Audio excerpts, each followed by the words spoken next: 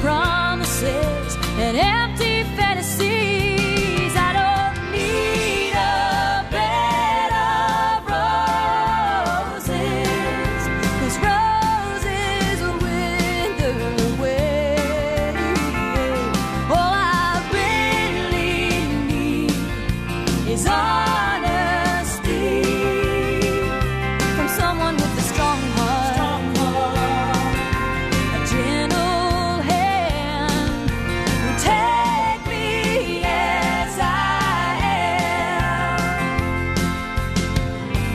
Baby, I need for you to know just exactly how I feel. Fiery passions come and go. I trade a million pretty words for one touch that is real. I don't need a bed of roses, 'cause roses wither away.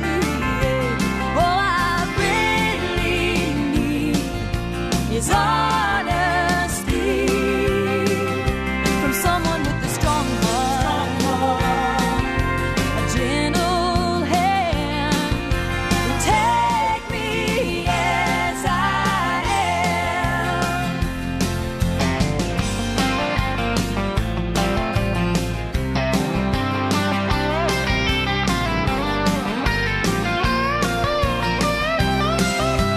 Oh, I don't need a bed of roses, 'cause roses wither away. All I really need is honesty from someone with a strong heart, a gentle hand who take me as I am. Oh yeah, from someone with a strong heart, a gentle hand who take me as I am. The music is magic. Magic 92.5 WGHQ.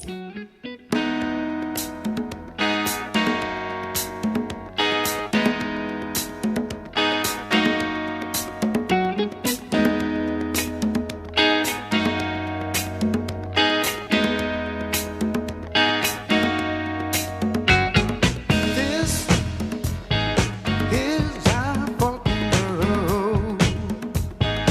Love's last episode. There's nowhere to go. Oh no, you made your choice. Now it's up to me to bow out gracefully. Though you hold the key, but baby, whenever you call me, I'll be there. Whenever you want me, I'll be there. Whenever you need me, I'll be there. I'll be around. I knew just what to say. Now I found out today that all the words had slipped away. But I know there's always a chance. A tiny spark will remain, yeah. And sparks turn into flames. And love Hi, Nina. can burn once again. But I know you know, whenever you call me, I'll be there. Whenever you want me, I'll be there. Whenever you need me, I'll be there. I'll be around. Yeah.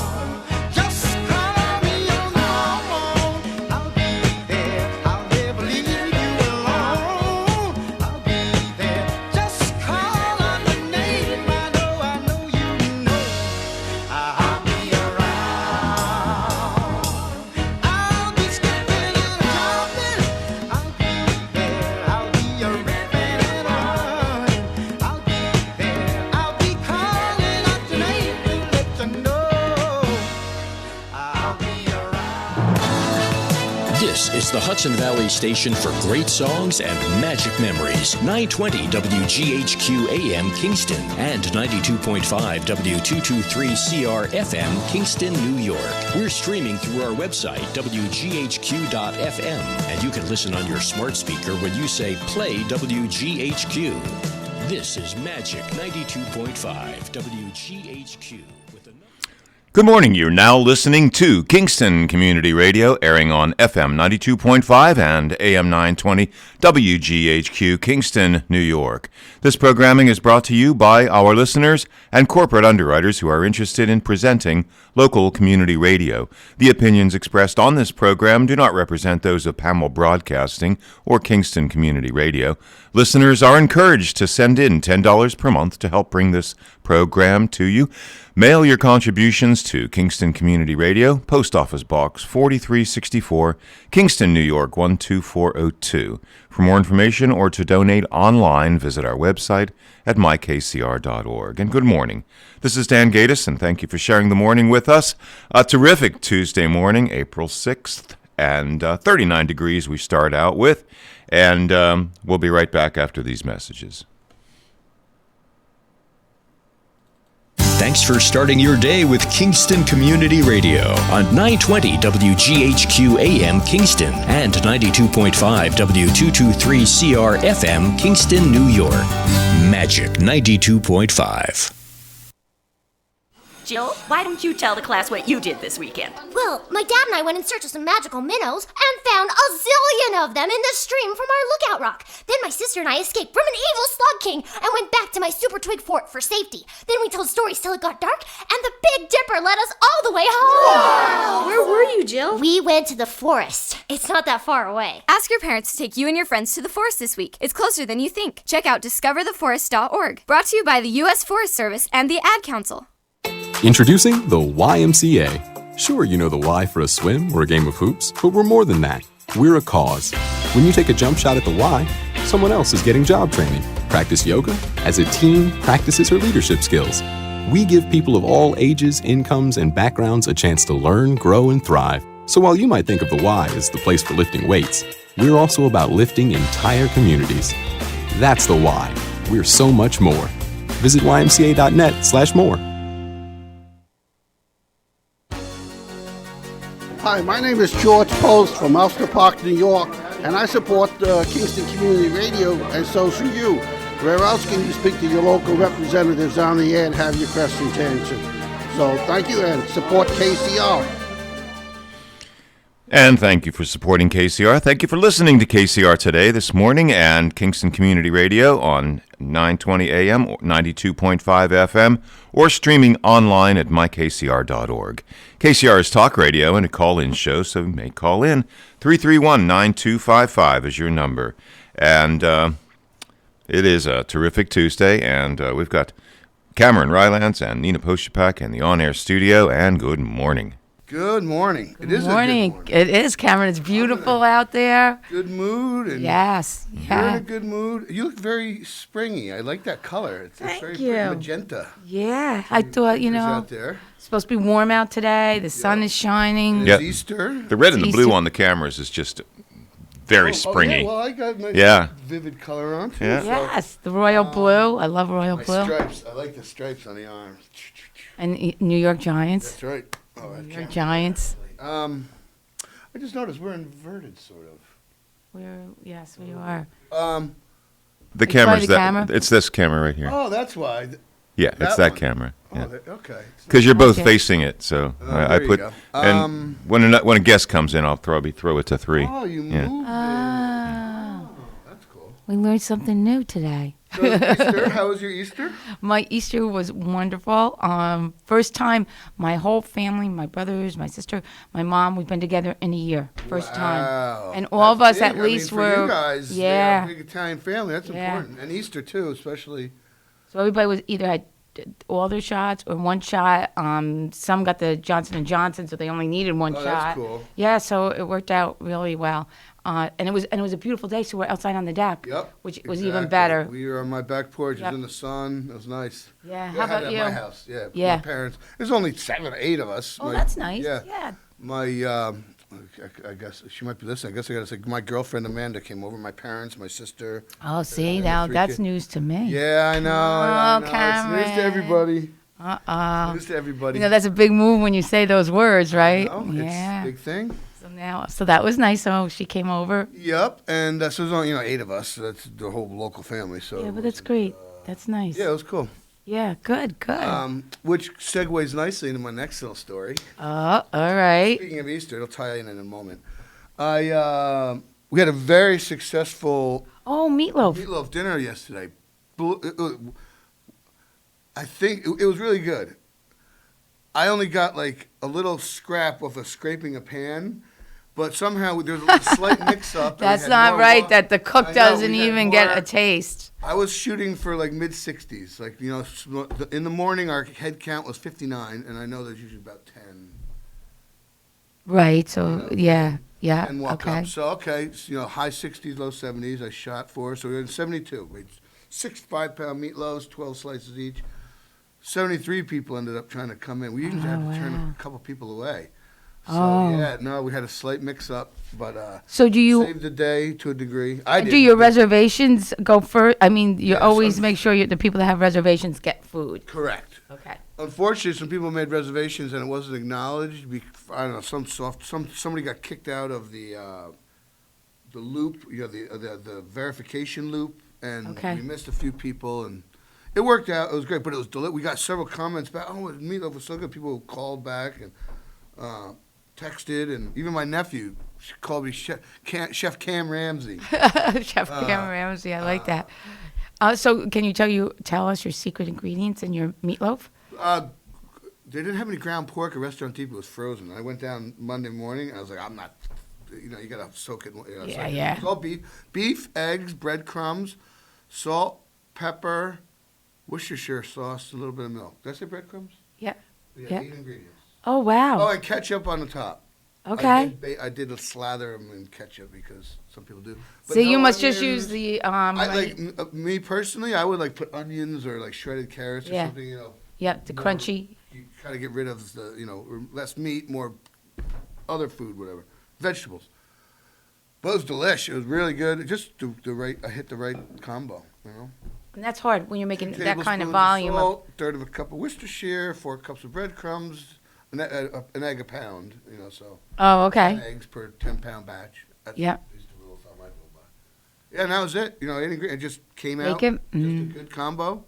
And corn and mashed potatoes, but it was delicious. Oh, corn and mashed potatoes with it, perfect. Did you have a little gravy or? Yep, no? and gravy. Yeah. Yeah. Okay. The next one is for Cinco de Mayo, May. So what are you doing? Tacos and rice and beans. Not rice and beans, but rice and beans. Yeah. And probably soft tacos because the hard ones are tough. We don't make them. We'll put everything in the tray and just fold up some soft tacos and close it. So you get home and you make your own. Yeah, right. Otherwise, the bottoms will drop out. And those hard ones can crack. Hard ones that break. Yeah. No, I agree. Hard ones are supposed to break on the first bite, so everything's in your hand, so you can't stop eating. Yeah, no, you're right. You have to go right through with it. Well, Taco Tuesday. Now I know it's for dinner tonight. There you go. Tacos. And I saw on Kingston Happenings that you guys are listed. Yeah, we just which is that great. Out. Yeah, and that was actually one gentleman who's brand new to the Elks dinners called and got a thing, and then he was one of the guys that emailed back. Dina Gage said, "Oh, it was delicious." Really good. I found out about this. Sign me up for May. So. Oh, good. But for $10, you cannot. No, you cannot. Beat it. No. And Plus, you're supporting the Elks. Yeah, and on top of it. You go to a deli. I mean, granted, we have an unfair advantage because we have volunteer labor. Right. But, you go to a deli, a ham sandwich is $7.50. Oh yeah, absolutely. Full on. Oh, and Rice Krispie treats. Oh, and you even get a dessert. Yeah, it was the dessert last night. All American meatloaf and Rice Krispie treats. Do you have a dessert crew that does just desserts every month? God bless their soul. Dina Gage and Leslie Lansing and Melissa Winfield have been bouncing back and forth and alternating. I don't know how Melissa does it. I mean, because Melissa is, I know. I had to give a shout out to Melissa Winfield. She runs the whole volunteer program down, well, it was at the K. Walton Fieldhouse and now at Best Buy for the vaccinations. And she does a phenomenal job. And she works 24/7. I don't know I where haven't she. seen her in a month. Yeah. I mean, normally I'd see her at a happy hour or something like that occasionally, or Yeah, I think haven't she's seen her in a working month. nonstop. bless her. So it's people like her that allow people like us to get our vaccines and, to make this community safe. So a thank you to Melissa for and many other volunteers too. But I just know Melissa and see all that she's done. But to all the volunteers, And I saw a big headline in Freeman today. Well, everywhere. 16? 16, yeah. That's good. yeah, I'm which is great. sure my son's mother's going to be on his back to get a vaccine. Vaccine, yeah. Ben, if you're listening, which he's not, he should be on his way to school, actually, getting ready for school. You better not be listening, right? Better not be listening. Well, he can be, but he better be in the shower. His mother is works at Emergency One, and she's sick. She's always people. worried, yeah. She's a huge vaccine advocate. So I was going to say something about that. Oh, 16 and 17-year-olds have to get. I saw that the Johnson & Johnson. Oh, really? They can't get the Moderna or the Pfizer. They why they weren't tested? They only find that the Johnson & Johnson is safe on the 16 and 17-year-olds. 18 and above, you could do Moderna and Pfizer. I bet because Johnson & Johnson is the only quote unquote traditional vaccine. Oh, okay. The other one's using that recombinant DNA technology or whatever Okay. it is, some other new Technology. antiviral technology for the vaccines. But the J&J is like the old polio or measles vaccine. It's uses the dead virus or whatever. Okay, so that's probably why. It's probably considered more traditionally safer, I guess. Proven. Yes. More like the old school stuff rather than this new high tech stuff. Yeah. I don't know. That's Your my theory. theory behind it. But either way, Yeah, I thought that was an good. interesting factor. Better but than that- nothing. Because there Yeah, have been sadly a lot of stories about kids, healthy teenagers getting sick and on respirators and stuff. So Yeah, no, I know. Yeah, get so it. Everybody get it. So everyone you go get back it. to We can all be Giants safe. games, Yes. Yankee Stadium. Citi Speaking of Field. games, did you see? Oh, I went to sleep. I didn't even see it start. A But couple great games this yeah. week. So last night, right, Baylor and up too late. Gonzaga, and Gonzaga undefeated, right? Yeah. And so we have which I've talked about before in the air, our family bracket for March Madness. So Dwayne has led the bracket. There's 7 of us that do the bracket, and Dwayne's led the bracket the whole time.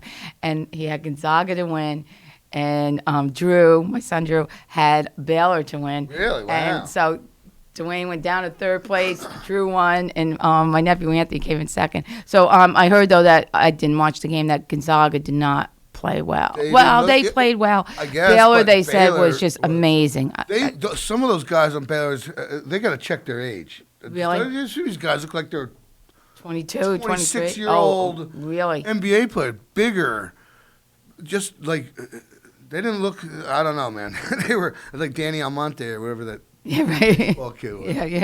Yeah. Little league or whatever. And how about that shot at the buzz? Yeah, oh, that my that Suggs gosh. kid. Yeah. And then it was disappointing to see Connecticut lose. Yeah, that I was. mean, I couldn't care less, but But yeah, they're local. They're right down the road, Connecticut. Gino Oriyama and that freshman. that freshman that girl would've is a been- phenomenal. Well, you know what? Probably player. better for her because now she's gonna want it even more. Yeah, good point. You know, Yeah, you you're gonna be AP hungry for player, it. player of the year as a freshman, and your team wins the championship.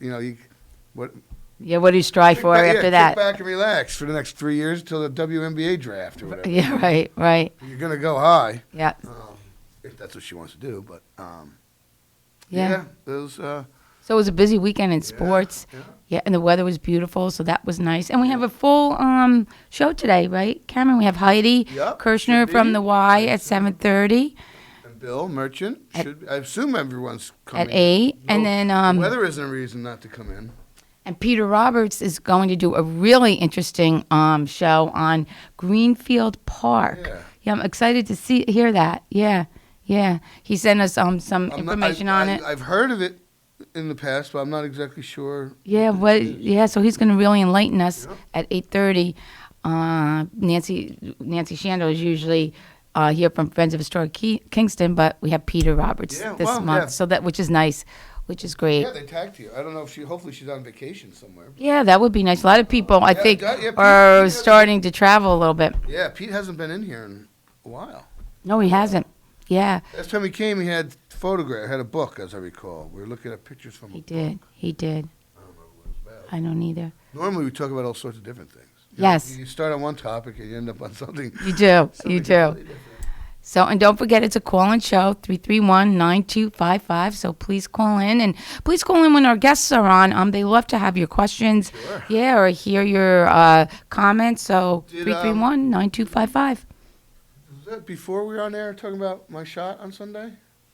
Yes, that was before we were on So air. we were on air. So County Fairgrounds, the inoculation center down there. Holy cow! What a well-oiled machine that is. My appointment was for 8:30 Sunday morning, Easter Sunday. Which I was surprised at. I double, triple. Like the night before, I was like, did I get the day? Let me just make sure it's Easter. So so whatever. 8:30. So I got there like quarter. I've never been late for anything ever. So I was there. Oh, really? Quarter after. So I sat there, did my crossword puzzle a little bit. Stuck in my pocket.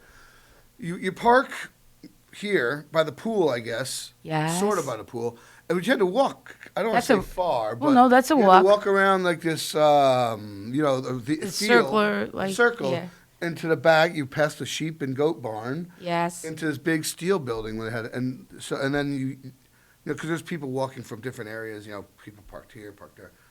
So sort of shuffled into a line on the walk. Sure. And by the time you get to the building, you're in a little bit of a festoon, a queue under the pavilion. Okay. And there was National Guard guys there. Come this way, folks. Stay on the side. The shuttle bus is coming through. Very polite and helpful. And then you're under there. There's a talk. Just want make sure no one here has been in contact with anyone in COVID. And the 5 questions they ask you: have you traveled, COVID state, or whatever.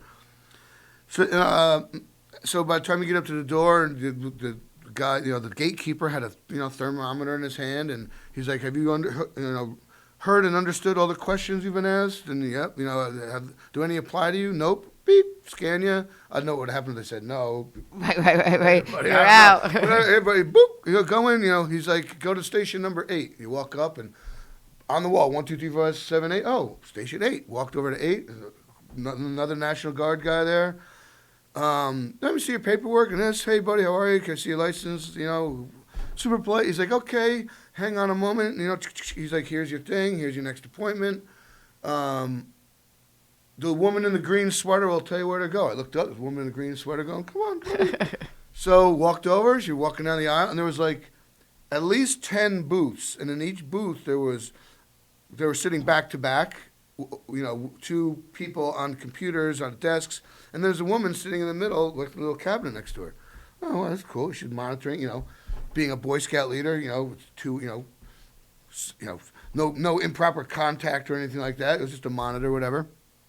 So they said, oh, here, see here. So I sit down, show me paperwork, log me on, did all the time. It's 8:35.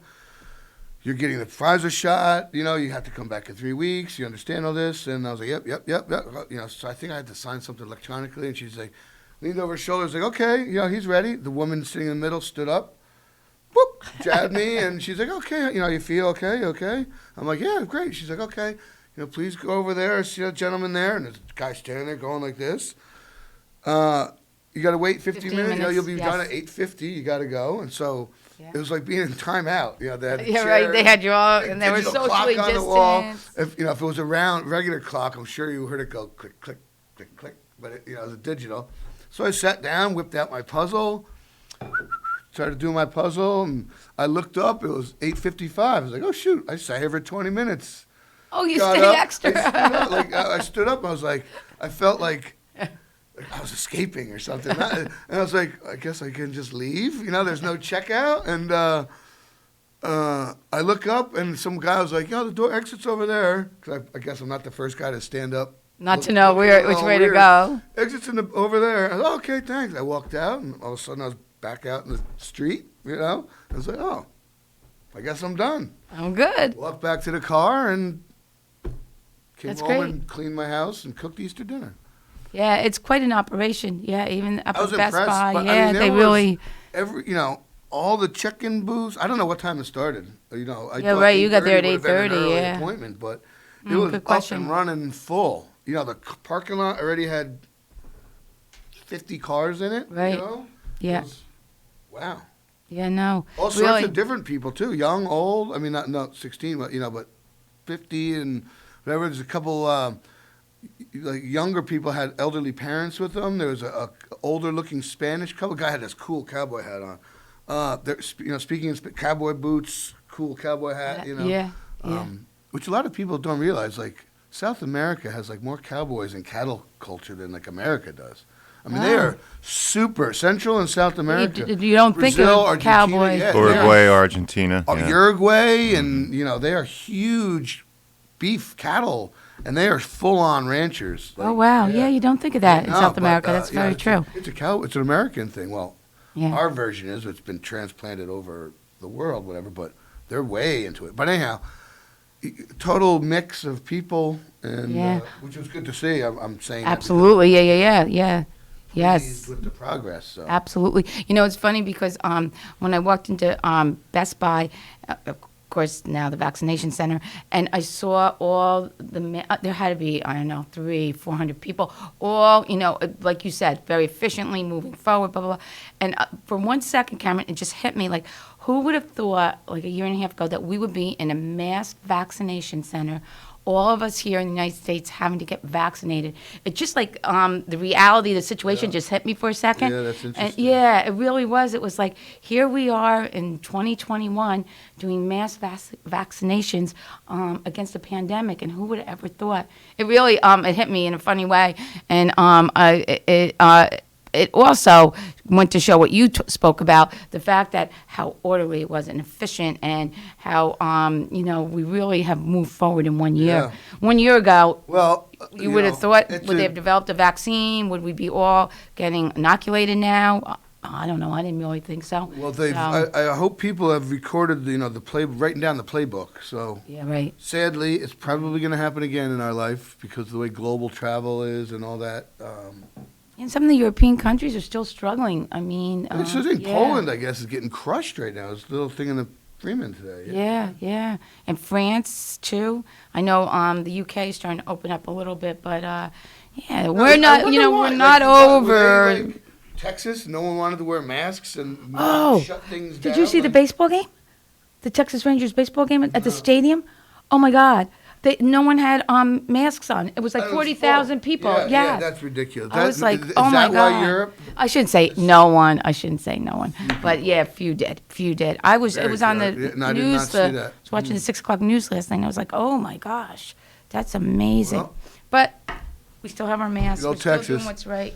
Seal the border. As Heidi says when she comes in, Texas is its own country. Texas Yeah, is Texas. Texas is Texas. Which is true. Yes. What were we talking about? Texas has their own electric grid, and I never realized that. Yeah, me neither. Right? I thought the whole country I thought it was a federal thing. No, Right, me but too. Apparently Me too. not. No, not here with in Texas. Texas. Yeah. So, so I'm glad you had a good holiday. Your family had a nice holiday, and and we're into spring now. This whole week, spring weather. Yeah, great weather. Right. Yeah, which is really nice. And pretty soon you'll be getting the barbecue out. Yeah, well, I kind of never stopped. Oh, yeah, we don't either. Well, I did. Actually, it's funny. I went to barbecue the other day. I started walking my back porch. I was like, shoot. I had borrowed my propane tank in a scramble to get to work for a heater, to fire a heater at work. So you didn't have your I was tank. like, oh, dang it. It's at work. It's empty now. Well, you had to do the Postupack way of doing it, because for too many years we would go outside to barbecue and we would be out of gas, right? So I said, Dwayne, this is it. We need 2 tanks. So when one runs out, you go into the shed, you get the other one, and then you can fill the first one. So we now have 2 tanks, because I don't know how many times that's happened to us. So frustrating. Well, I didn't even have a tank. Yeah, right. You didn't even have one. I got literally on my back porch, looked at the grill, I was like, dang it. It's at work. No barbecuing. Yeah, all right, I got to bring it home today. No excuse. Yeah. You have to remember. Yeah. So your maple syrup's all done. We Yes, had thank some you. on our Did you pan. try it? Oh, it was delicious. Good. I'm glad you Absolutely enjoyed it. delicious. Something about I I don't know, homemade, I don't know what you would call it, fresh maple syrup that you tapped on your own tree. Fresh pancakes. Yes. Oh, delicious. Absolutely delicious. So, So maple syrup season's over. Yep, thank goodness. Yep. A Yeah. lot of work. It is. I mean, I'm not selling it. If it was in business, if I was making money doing it, I'd still be cooking if it's possible. Well, it's done now. Is it done? Yeah. I'd still be cooking, but it's in addition to my normal workload at work, and I'm not profiting. Well, You're yes, doing it I'm getting paid, but but you're the whole doing more the whole for- time it's like what am I not doing that I should be doing instead of sitting here throwing wood on a fire? Boiling sap. So Right. that's my own inner angst. Yeah. But it's cool. I get it. It works I get out. it. I like it. I mean, I get a case, get syrup to give to friends and family. So Right. it's a good thing. So, Cameron, I want to say thank you. I'm sure you do too, to everyone that donated last week to the telethon. Thank you. Radiothon, Yes, yes. thank you so much. Yep. Yeah. It was despite some not being on our normal AM signal, so we probably lost a fair share of Yeah, we did. listeners, and it being the first one, and the new radio format. It's been deemed a success, and I absolutely have to agree. So. Yeah, so thank you to all our listeners that donated. Thank you for keeping us on the air. Cameron and I wouldn't know what to do. Would you, Dan, if we didn't have our Tuesday morning? Well, you have it every day. We have our Tuesday morning. Tuesday Terrific morning? No, it would. It's an entity. It's a living being. Terrific Tuesday. It needs to be. Change the whole week. Absolutely. Yeah, definitely. So And thank yes, you. everybody is happy to know that AM is back on the air. Good. Oh, thank goodness. Thank Today, goodness. AM and FM are both pushing well. And So- of course, we're always streaming. That's right. Luckily. Yeah, always on YouTube. And do we know how much we raised altogether? Do we know, Dan? It's at least as of last Friday, we knew that it was close to. As of last Thursday, when Tony was on, it was close to $23,000. Oh, that's beautiful. Yeah, That's 'cause fantastic. A few others were coming in as we were finishing. Great. Yeah. That's wonderful. So, they have us for another year, Cameron. That's right. We're stuck. They're stuck with us. That's for sure. Now, just to put this out there, we have a radiothon coming up next spring, 2022. Ah, there All we go. right. We will prepare, right. and everybody will be ready to jump on it the day of. Yes, when we do absolutely, it. absolutely. So I was saying when we were on the air, the nice thing about the Radiothon, of course, all the people that were guest hosts or involved with the radio, the Kingston Community Radio were on. But in addition, so many community members that came and spent an hour, raised money. Shout out to all the people that worked and the volunteers to raise that money. It was really nice to see so much community involvement in the Radiothon, I thought, which was great.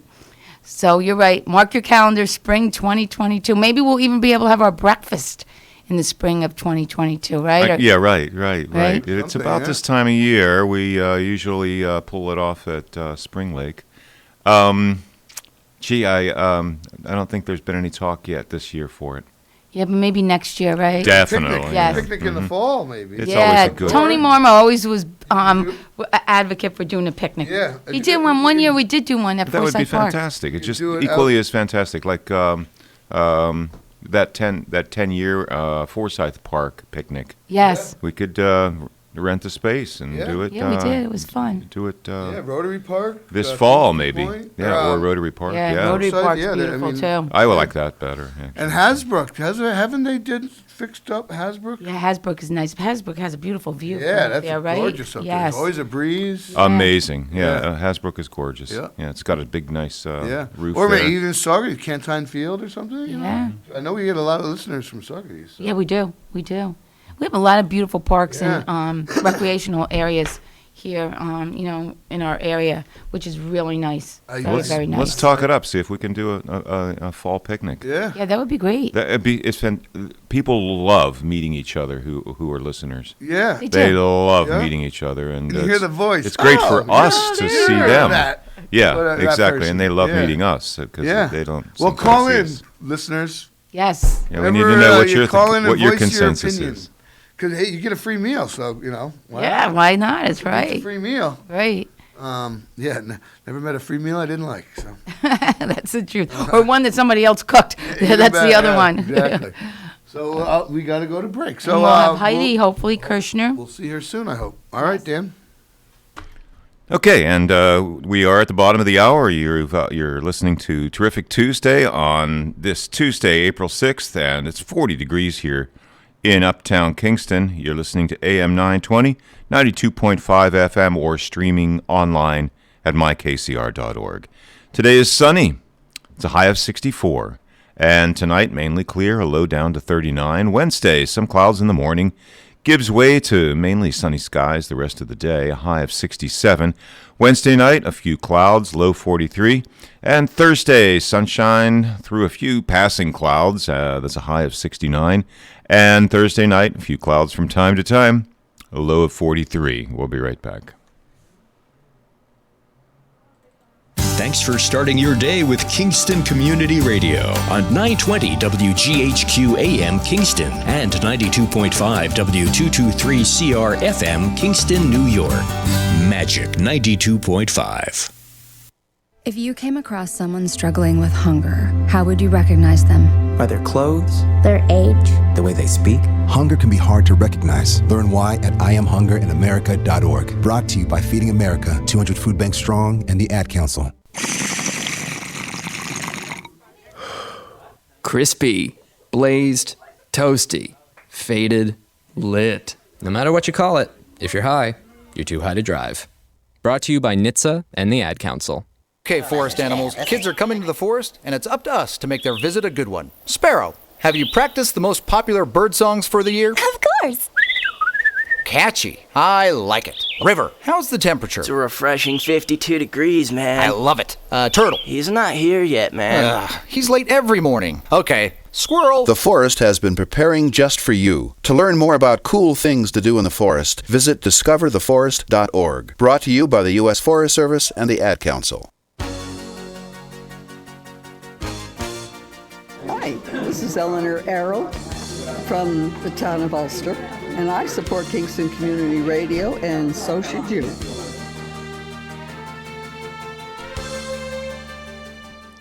And we're back. You're with us here at KCR, Kingston Community Radio, AM 920 and 92.5 FM, and streaming online at mykcr.org.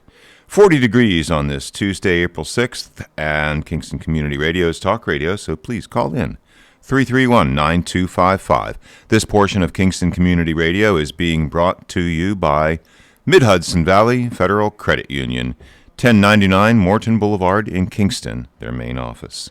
Let's get back to the on-air studio and join in on the conversation happening in the on-air studio. Welcome back. Yeehaw! I'm sharing all my my personal details with my co-host here. Yeah. Oh, okay. Getting the scoop. Yeah. Yeah. So we don't know where Heidi is. We're not sure if she's going to be in or not.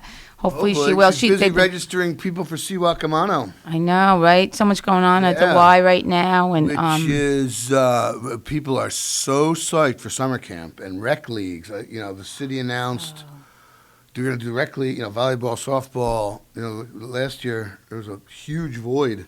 Yes. The town. The town of Ulster didn't have their kids rec stuff, and we should get somebody on the air from the rec department. I know I spoke. Yeah. We had that fifth Tuesday. It would have probably been a perfect time to do it. Yep. But they could talk about the programs that'll be available this summer, how to sign up. Maybe we'll reach out, and if we have a slot in the next couple of weeks. Yeah, Casey Twombly is part of the rec department. Yeah. Knows all that stuff. Yeah. And I believe Lindsay Timbrook is now the director. Yeah, reach out to Lindsay. I'm sure she'd be happy to spread the good word. So, which would be great. Well, look, see if we got any openings coming up. Anyhow, but camp. So, my camp sadly is not opening. Well, yours is an international camp. It's hard. The government's still not accepting international visa applications. Right. But Camp Ramapo. You've heard of Camp Ramapo? It's a huge operation, year round. They do programming for handicapped kids, little kids, adults, teens. Oh, huge array of located? programming. It's in Dutchess County, Rhinebeck, Red Hook area. Oh, no. It's like 10 miles from the. Oh, what's the heck is the name of the road? I can't think of it. It's back off of like Milan Hollow Road. Okay. Between Slate off of Slate Quarry, sort of between 308. I don't know. It's back in there. 199. But last year, because of the due to the pandemic and their programming was affected in like the towns, they've quickly put together, because they had the resources, staff and resources already in place. They threw together a day camp for local residents, kids, and it was a smashing success. Oh, great! And due to overwhelming popular demand, this year they are renting my camp, our facility, because of the pool and the soccer fields and the basketball court. They're renting our facility for 9 weeks from 8:30 a.m. to 4:30 p.m. Monday through Friday for 9 weeks of summer. So that's really nice for you, right? Because you have people there. Yes, it'll be exactly. busy. And the kids, which will be interesting because because normally my teenagers, well, they're still kids, but. Seeing little kids running around, like 5, 8-year-olds, I think that'll be neat. Yeah, absolutely. Yes. Yeah, and, for sure. They're going to be, the drop off and pickup will be at Camp Ramapo, but then they'll bus them over.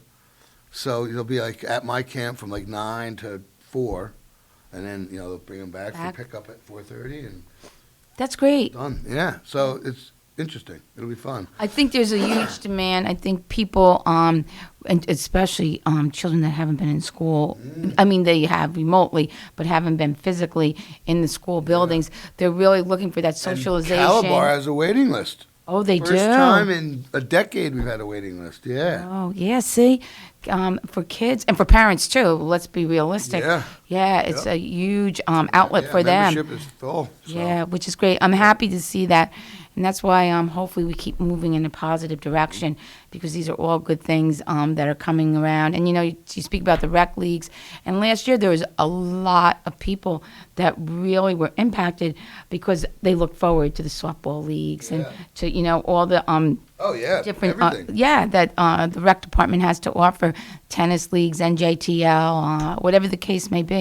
So I'm glad to hear that they'll be doing all their leagues again, which would be good. And I think are they doing the camp programs too at the parks? Do we know? So. Yeah, I think good.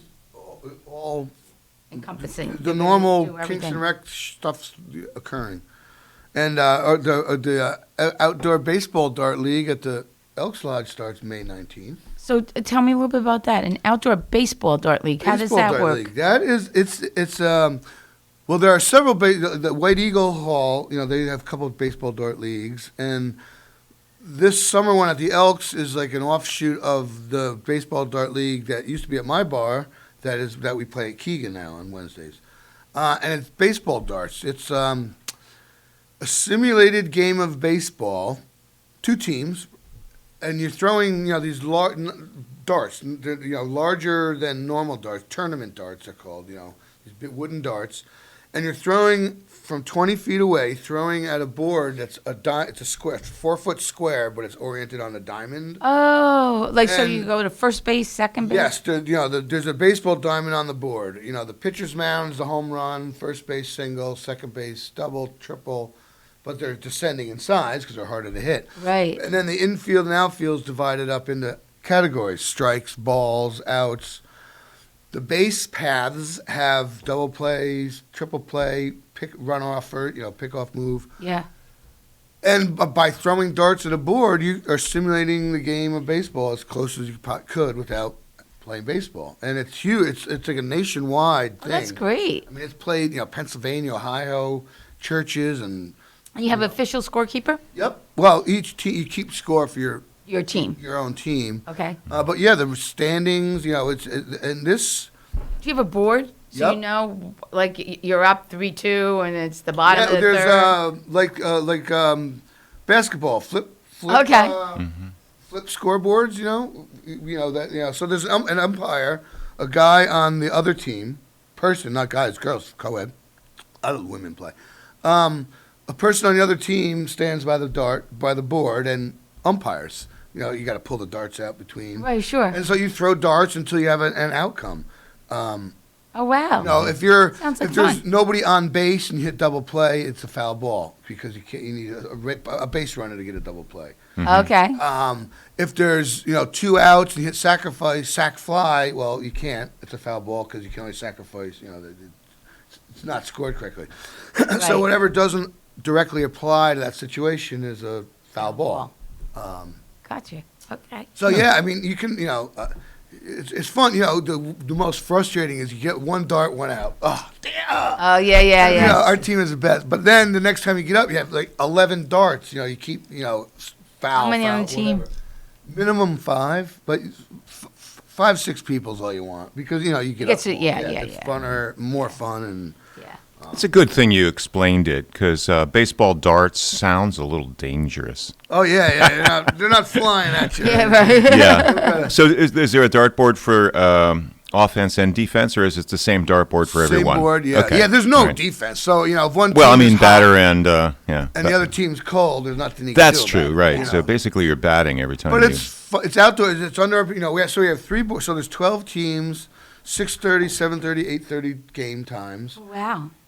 The 3 boards are, sitting next to each other, parallel to each other. It's a rectangular pavilion, so we play the crosswise because you're 20 feet away, and the board you have to have a line, so you need 30 feet of room. So give us a visual of 20 feet. Is 20 feet this like? room, 2, 4, 6, 8, 10, 12, 14, 16. This room's only about 18 feet long, so a little bit farther than that. Well, you So have it's to a have toss. Pretty much from where you're sitting to the window. Yeah, is well, 20. these are 2-foot carpet squares, so 10 carpet squares. So, most people step and throw. You're throwing a ball, you take a step and throw. Oh, yeah. Some people, like Robbie Crane, the officer, a couple guys, he plants his feet and boom, just strong arms it. Not a lot of people do He that. has to have a lot of strength. Yeah, a lot of upper, whatever. And body strength. a couple years ago, I went to underhand, and like if you Google it, the church leagues in Ohio, pretty much everyone throws underhand. Oh, really? It's very repeatable. Because I have terrible my shoulders hurt, and Yeah, underhand. one you dart's take that there, one pressure. dart's there. It's like you got to have the same stroke. So, but underhand, the pendulum motion, it's much more repeatable. And you get that strength. Okay, I'm constantly going a little bit left, so I'm gonna take a step to the right, and as long as your arm motion's the same, you can compensate. Right. Or correct. Makes sense. Yeah, Yeah. like golf. If your golf swing's erratic, you're never gonna figure out what you're doing. No, absolutely not. That's for sure. But the White Eagle, there's been leagues down there for 30 years. Paulie I don't know, but Paul Shuffle ran the Tuesday night leagues for a long time. Okay. I think he still does, but I know they didn't play. They didn't play at all. The Keegan League, we started and then stopped because of COVID, and then when we restarted again, 3 teams were like, nope. Well, after the governor, after the state said, okay, you can have, bars can do these sports, whatever. So we tried again in February, but 3 teams were like, nope, not at all. Oh, We're not playing. So it messed up the schedule. So we scrubbed it. So Yeah, it's nice now. See the nice weather coming. You can be right under the outdoors, pavilion. yeah. You don't have to worry It was about funny. anything. One of the team, the first team that said nope, we're not playing was there's like a couple postmen, mail carriers on the team, and I know now, but I guess COVID ripped through the post office. I guess like everybody at the post office got COVID. Yeah. Because it's like a government thing, they had to do the 14-day quarantine and all that, and people used up all their vacation time and stuff. So they're like, I'm not risking it. I got like 5 vacation days left for the year. I'm not risking getting sick. COVID So again. sorry, dart ball, we're not playing. So and that happened 3 teams. Like there's a couple of different mail carriers, but Sure, that's understandable. Yeah. yeah. And one person was a teacher, and they're like, no way, I'm not risking it, whatever. So. Yeah, so dart season did not. Yeah, which I don't. I got no problem. Right. Well, that's exciting. That's good. That'll be fun. And when does that start up? May 19th. Yeah. May 19th. Good, Okay. I'm assuming. Well, with very certainty, with great certainty, I am assuming that all 12 teams are playing again, and 'cause I've seen people from,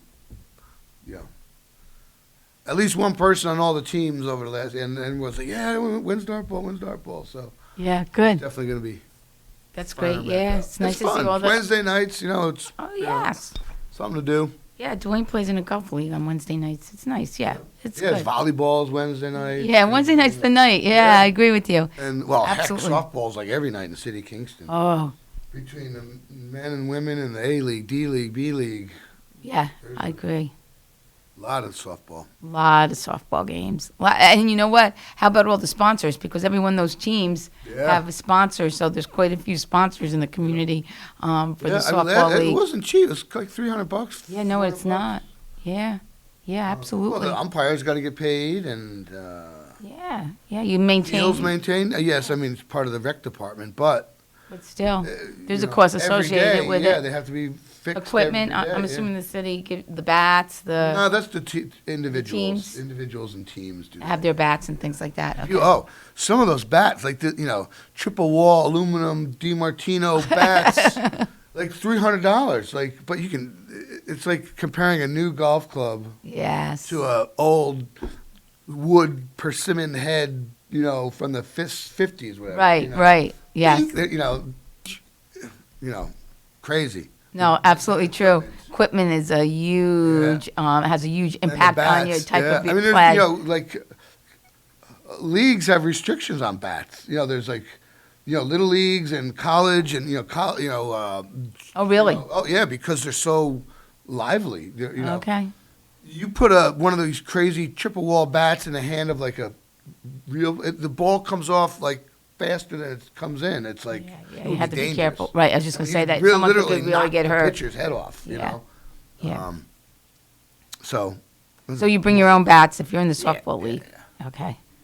But, no, it's fun. So, yeah, I mean, it was like 20 years ago, last time I sponsored a team. It was, $350 back then, so. Yeah, no, it is. It's expensive. It is. I'm excited to see, I want to go to, I can't say Renegades game, but Hudson Valley Yankees game. That's cool. That's exciting that the Renegades where the Renegades played at Dutchess Stadium is now Yankee Farm Team. Yeah. So that is exciting. They're doing a whole, I hope Joe Osanio's still part of that organization. Yeah, I would think it's the same ownership group. Yes. So I would think, and he does a bang-up job, so. Yeah, he does. He does.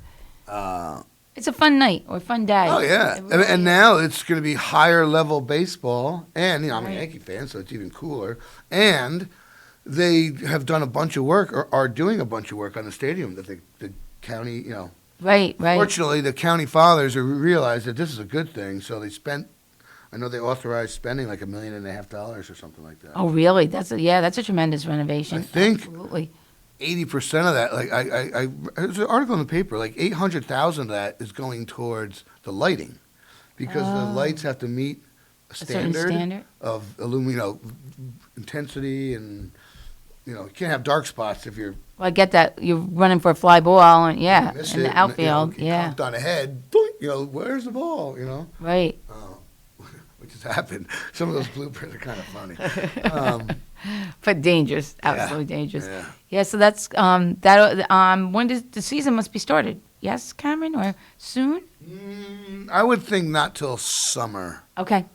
I'm guessing. I don't know. It's not as early as the major leagues. It's not. Okay. I would probably have to wait till after college gets out, I would imagine, because a lot of these kids. Oh, true. Yeah. Right. I'd imagine June. Okay. Ish. Yeah, makes sense. But it's a longer season. I can't. It's almost twice as long as the old Renegade season. So.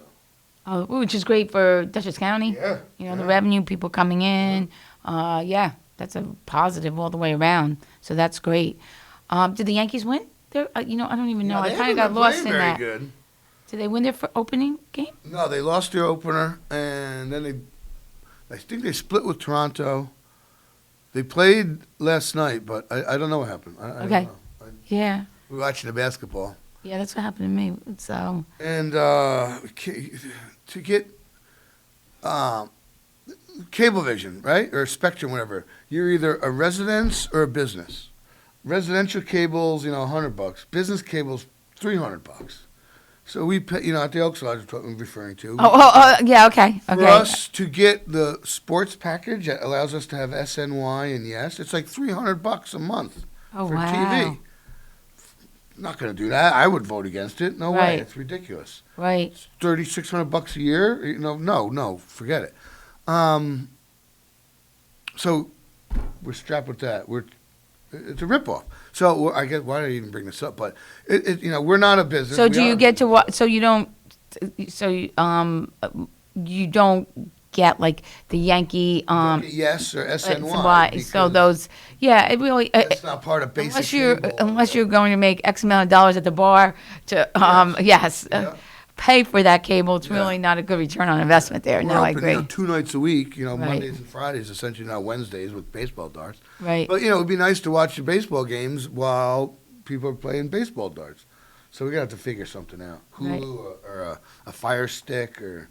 Yeah, you could do a Fire Stick, right? Yeah. Yeah. Or even an Apple TV. I mean, it would be cheaper than doing the whole... Yeah, whatever gets a sport. I mean, 'cause, that's the only thing that you really watch there. No one's watching movies or anything. No, right, yeah. Yeah, So, absolutely. we just need the sports. So we got to figure something out. Yes, I have to say, Spectrum, Spectrum could be a whole day of doing research as to the best and most feasible way of getting television into your house. I have to say, I went to Spectrum. First of all, they're very confusing. First of all, their packages, for me, just don't make sense. What they have to offer and what they charge. And I really went to, and I actually went to, like you said, the Fire Stick, and I have Apple TV and a smart TV, and turned all my boxes back in because it was so expensive. Yeah. And I'm getting the same thing at half the cost. Really, half the cost. $50 less a month or whatever. Yeah, half the cost. Yeah, absolutely. And of course, you had to pay for your modem. You need your internet. You had to pay for your internet. And the triple play with the phone, nobody really uses a landline anymore. But it's the bill collectors, the only people that call. Right, or those robocalls. Extend your car warranty. Oh my God. The only thing I ever got on those Spectrum landlines was robocalls. Yeah, that was me too. Robocalls. That's it. That's it. Stupid. And I never really gave it to maybe more than one person. Just a real close person. Well, they have that machines that just dial numbers like. Exactly, it's a machine. A million a minute, and if they hit one, it goes through, whatever. Yeah, and really, at the end of the day, on my landline, I mean, we still have the landline. I don't even get up to answer it anymore. The answering machine's there. Anybody who really wants to get in touch with me, my family, friends, call my cell phone. Text. Yeah. To call, you busy? No. Okay. It's lifestyle wise, it is the most convenient thing ever. Yeah. Because it doesn't matter what you're doing. Sometimes you have to break away to make a call, but you can text and keep communication going all day long with somebody if you had to. Yeah. Yeah. Without missing a beat with what you have to do. Yeah. And I don't even leave very, messages very for handy. people anymore, really, unless it's like a business thing. Right, because you just text them and say, "I just tried to call you." She's gonna see that I called, or I'll follow up with a text. Call me when you can. Yes. Because you pick up your phone. It's like, I got a message. Damn it, I gotta sit there and listen, and it turns out to be a somebody that. Telemarketer or something. Whatever. Something stupid. Yeah. Even in work, it's amazing over the years how you used to pick up a phone and say, call up to purchasing, or pick up a phone and call over to DPW. Now you just shoot an email over, and within a half hour, people respond. People respond quicker if you email them as opposed to calling, getting their voicemail, leaving a message on their voicemail. And sometimes, yes, yeah, it's much faster. Right? Because in fact, I was over at Toyota getting my car worked on, and the supervisor was texting me back and forth to update me and stuff like that. Yeah. And it's like right there at the shop. Yeah. It's too easy. Yeah. So saves him from a trip to the waiting room and that kind of a thing. Yeah. So it's very handy. Yeah, I would imagine I don't work in an office setting. I don't sit at a desk, but if for me to check my email, I gotta stop doing what I'm doing, go inside. Right, go on your email. But I could, and that to me, send it back and then go back outside, whatever. But I imagine sitting, if you're, oriented around the computer all day, so easy. Email from him, just send it back, Yeah, and the way our email with the county works, when you get a new email, it pops up in the right-hand corner of your screen, so you see, Sally Smith from DPW just answered you, or whatever the case may be. And if you so can't nice. dial in directly to a person's office, you got to call a number and the reception, or you wait for the menu to enter extension number, or say, oh, Sally, it's Cameron again. Can I get Chris, or whatever. Yeah. That delay, that. Yeah, a call is usually a special thing these days, and it usually ends up about 50% of the time it ends up being a FaceTime. Yeah, which is You're right. because you can, Yes, you're absolutely right. And it's kind of a call is usually kind of something special. Yeah. Yes. Almost like a Zoom. But it is. Yes, you're right. You're right, Dan. And we have with the county IM, so not only can we email each other, we can IM each other all day too. So which is really nice. Quick question: can I take this document in? Da da da. And then you can respond where you used to have to walk down or walk upstairs, look at the. It's great. It really is so much more convenient and efficient work-wise. So. I saw in was it yesterday's paper that some big study came out, Zoom stress or Zoom anxiety. I guess it's turning out that they're finding out that Zoom is, hi Amanda, more stressful than meeting in person because of the increased, you're seeing your face on the screen, so they're self-conscious about that. You're maintaining more eye contact, which for a lot of people is stressful.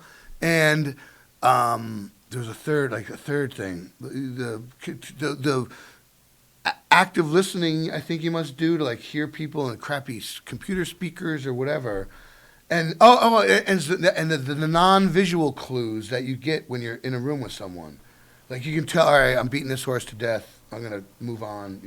People start rolling their eyes, whatever. It's a whole different culture of speaking. Yes, it is. Did you see a that whole article? different culture. No, but I can absolutely ascertain what you're saying because I read it. I was like, media oh my goodness. is extraordinarily limiting. Yes. And in person, you have all that body language, all that. It's an extraordinary amount of communication just with body language. It helps. How you're leaning back rolling. and how you're moving forward is kind of gone. Yeah. In most instances, although a lot of people really work on how their Zoom presentation is, of course. Yeah. How you're dressing and making sure you're made up and all that. And you're worried about someone walking past embarrassing you too. Yeah, that's kind of your husband in their underwear. Still can happen. Yeah, but and.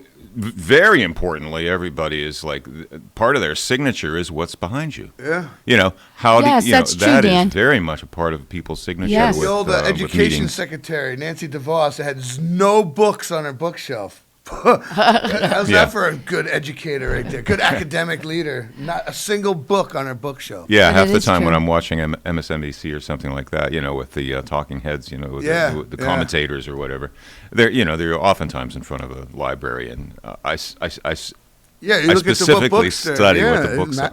You can tell a lot about. Tells a little somebody, bit, yeah. Mm-hmm. Yeah, no, that's for sure. And I do understand how you could have Zoom anxiety because you have all these faces and you're going to present something or say something, and you feel like all eyes are on you at that point. They are. And they are. Yeah, you're right. And plus, you can see yourself. Yeah. For me, that's the part I don't like is that self-conscious feeling of looking at myself what as I I'm. look like when I Yeah, and now I'm speaking, and I really do use my hands a lot, or I don't know, whatever the case may be. It does teach you a lot. It does teach you a lot. But boy, you're absolutely correct. It's a whole different world, other than conference meetings. It's efficient, but I guess It is efficient. If you're prone to anxiety and stress, It's hard. It's a whole. Be, difficult to deal with, but Yeah, it's a whole different arena get to used really to it. get. It Yeah, ain't going anywhere. it isn't, and I think it'll be used much, much more in the future. Yeah. That's for sure. I think it's a good thing. Oh, you it's a know? wonderful thing. But I think it's really, really cool to understand the difference. When to have a Zoom conference, like maybe it's even a monthly event or a yearly event for a trade organization or whatever, and when to actually do it in person. Yeah. Some of it can be Zoom, some of it can be in person. It depends on the And kind a of combo, the kind too. of presentation it is and things like that. And if we look at it as we're discussing with the way, the whole presentation quality of it is different. Maybe for papers, one kind, maybe Zoom is good, but when it comes to an interactive kind of, hands-on type of thing, then you better be together. Right. So, it can be distinctive. You know, the distinguishing factors of them are obviously becoming more apparent. But the attendance, too. Was it you that told me you were on a board and it was the first time ever between Zoom that the entire board was there? Well, I know Someone told me. I know that our Boys and Girls Club board, we've had a quorum almost every single time because everybody can do it from the comfort of their homes, their Someone told me offices. It was a big maybe it was a board. It was the first time that every single board member was in attendance. It might have been something Greg said, Greg Shorvis. Yeah, something that yeah. I heard. I was like, wow, that's cool. I mean, you know. Yeah, no, absolutely. It really does make a difference. I know myself, I used to run out of the office. Oh, yeah. Yeah, Well, to look get at to a that. 8 meeting. o'clock. 8 All right, o'clock. we'll Time be for back. break. Thank you. Okay, and thank you. Nina Postupack, Cameron Rylance, a terrific Tuesday. This last portion of Kingston Community Radio has been brought to you by Mid-Hudson Valley Federal Credit Union. 1099 Morton Boulevard in Kingston is their main office. And you are listening to KCR, Kingston Community Radio on WGHQ AM 920, 92.5 FM, and every 7 to 9 a.m. weekdays, Monday through Friday. And yes, as we said, last portion of Kingston Community Radio was brought to you by Mid-Hudson Valley Federal Credit Union. Today, sunny, a high of 64. Tonight, mainly clear, a low of 39. Wednesday, some clouds in the morning, gives way to mainly sunny skies for the rest of the day. A high of 67, and Wednesday night, a few clouds, low 43. Thursday, sunshine through a few passing clouds, a high of 69. Thursday night, a few clouds from time to time, a low of 43. And as you notice, that is dry weather and a lot of sunshine and a fair amount of gusty winds, which equals an elevated risk of fire spread today and through the week. Be cautious. We'll be right back. Thanks for starting your day with Kingston Community Radio on 920 WGHQ AM Kingston and 92.5 W223CR FM Kingston, New York. Magic 92.5. Honorary Forest Ranger Betty White here, lending a hand to my dear friend Smokey Bear, because for 75 years, he's only said, only you can prevent wildfires. but there's a lot more to say. Like, if you park your car on tall, dry grass, the hot exhaust pipe can start a wildfire. So be careful out there. Go to SmokeyBear.com to learn more about wildfire prevention. Brought to you by the U.S. Forest Service, your state forester, and the Ad Council. Okay, forest animals, kids are coming to the forest, and it's up to us to make their visit a good one. Sparrow, have you practiced the most popular bird songs for the year? Of course. Catchy. I like it. River, how's the temperature? It's a refreshing 52 degrees, man. I love it. Turtle. He's not here yet, man. He's late every morning. Okay. Squirrel. The forest has been preparing just for you. To learn more about cool things to do in the forest, visit discovertheforest.org. Brought to you by the U.S. Forest Service and the Ad Council. Hi, I'm Paula Strang, and I support Kingston Community Radio, and so should you.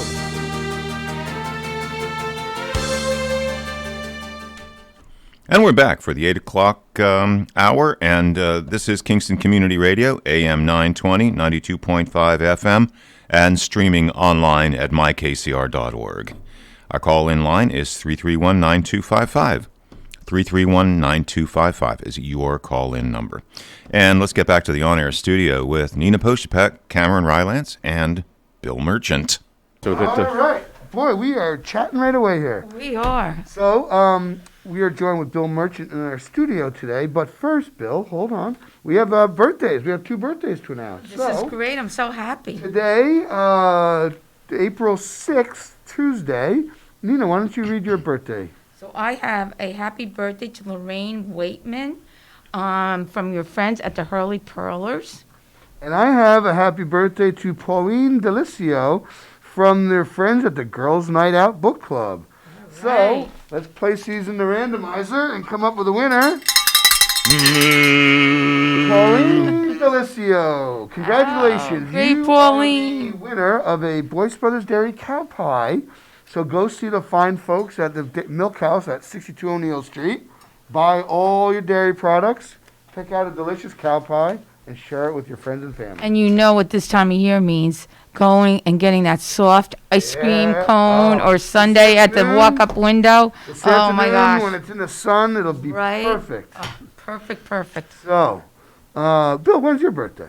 My birthday is actually later this month. Really? The day after taxes are usually due, Oh, April 16th. 16th. Yeah. Happy What's your birthday. sign? I'm an Aries. Aries, okay. So spring sign, Aries, spring sign. Yes. Cool. I don't know what the heck that means, but I'm an Aquarius. It means I'm I'll a be Virgo. I don't know. So welcome, Bill. How are you? Good. How are you all doing?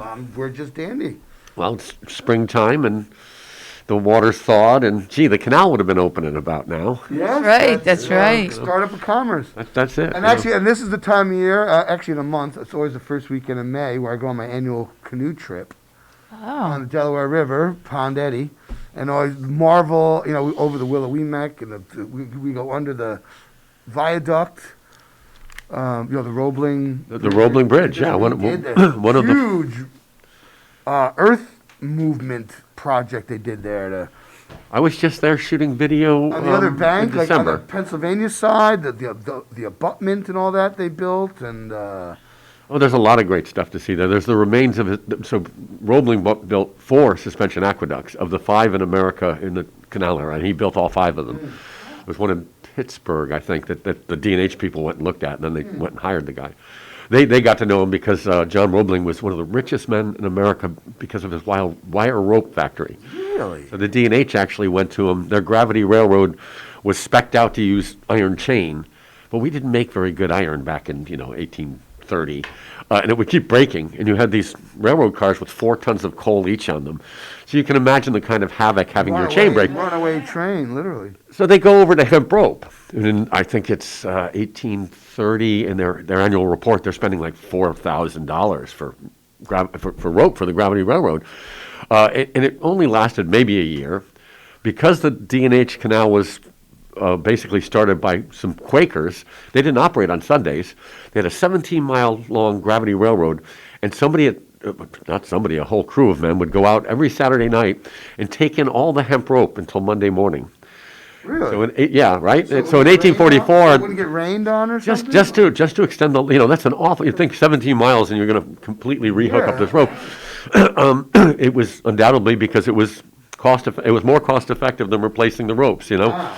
They still had to replace them, but not as How frequently. big was the gauge of the rope? I mean, it had to be like a... It was probably some pretty decent. I don't know that anybody. 17 miles of that? 17 miles of rope.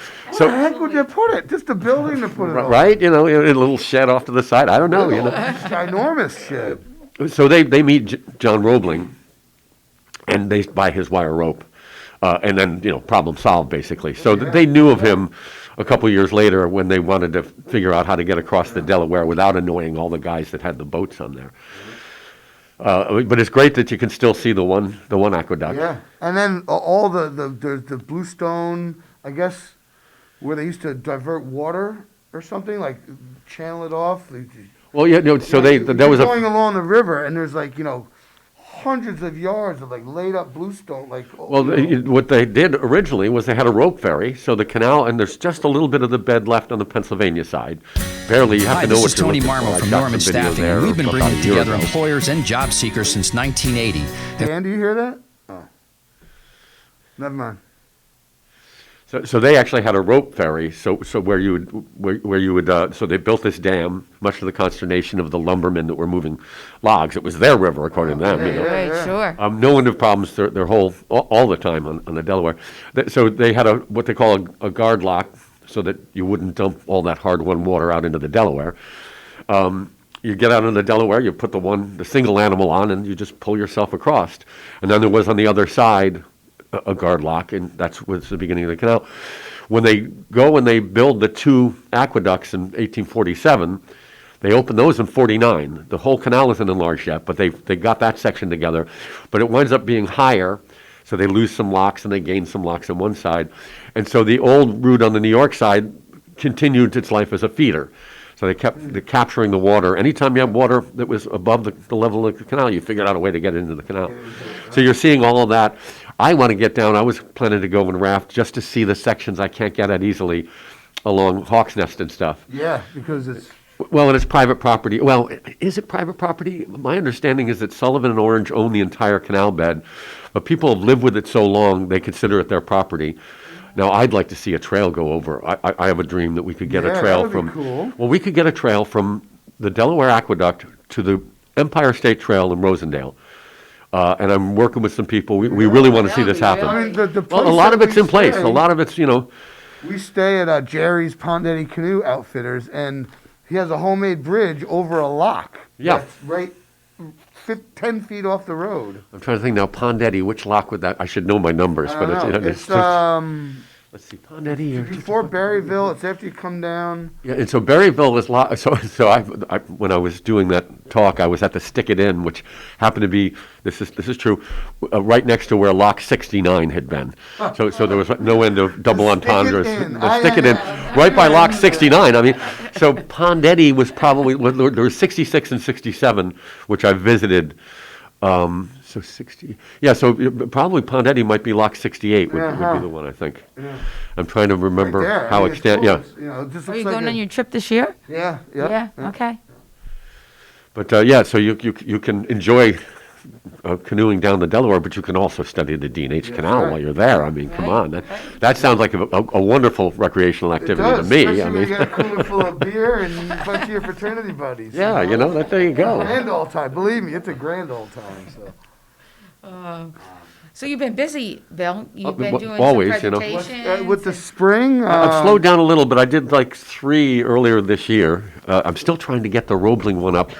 I've got a link to it, but we want to put it on D&H TV. I've got so I did a talk on Roebling and the D&H, a short half hour, short for me, for the Roebling Museum. Oh, great. And I did a thing on immigrants in the D&H Canal for the New Paltz Historical Society. That was great because somebody came and said, "Hey, do you know about this book, How the Irish Became White?"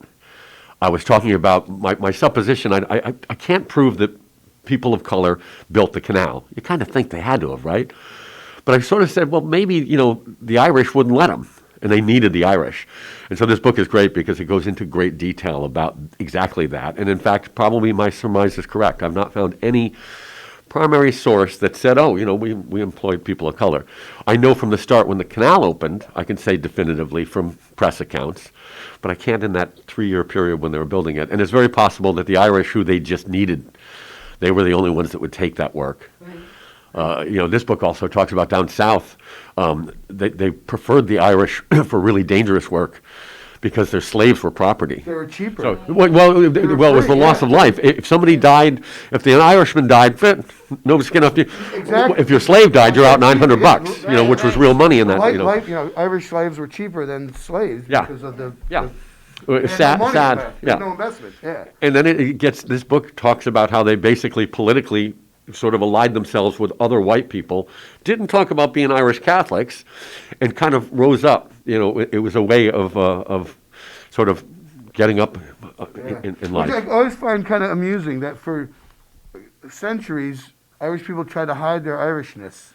But it's come booming back, with, the growth of Celtic culture, and now it's, it's totally celebrated, which is Absolutely. interesting, Well, in the 19th century, I have to tell people they were considered below slaves in many instances. No Irish need apply. Yeah, no, they were they lost their way accents. prejudiced against. Yeah, they tried to lose their accents, assimilate, became Presbyterians, whatever. So, but meanwhile, there were these jobs that required people who worked for less than the so-called natives, from the people that had taken over, the European settlers.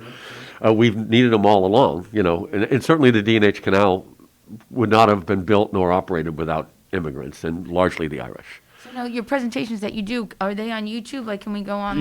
You can go to D&H TV. We've got we must be up to 75 video that we produced in the last year. I'm looking forward to the blooper reel. My assistant, the great Courtney McNamara, for our anniversary of our first release, is been culling. It's going to be.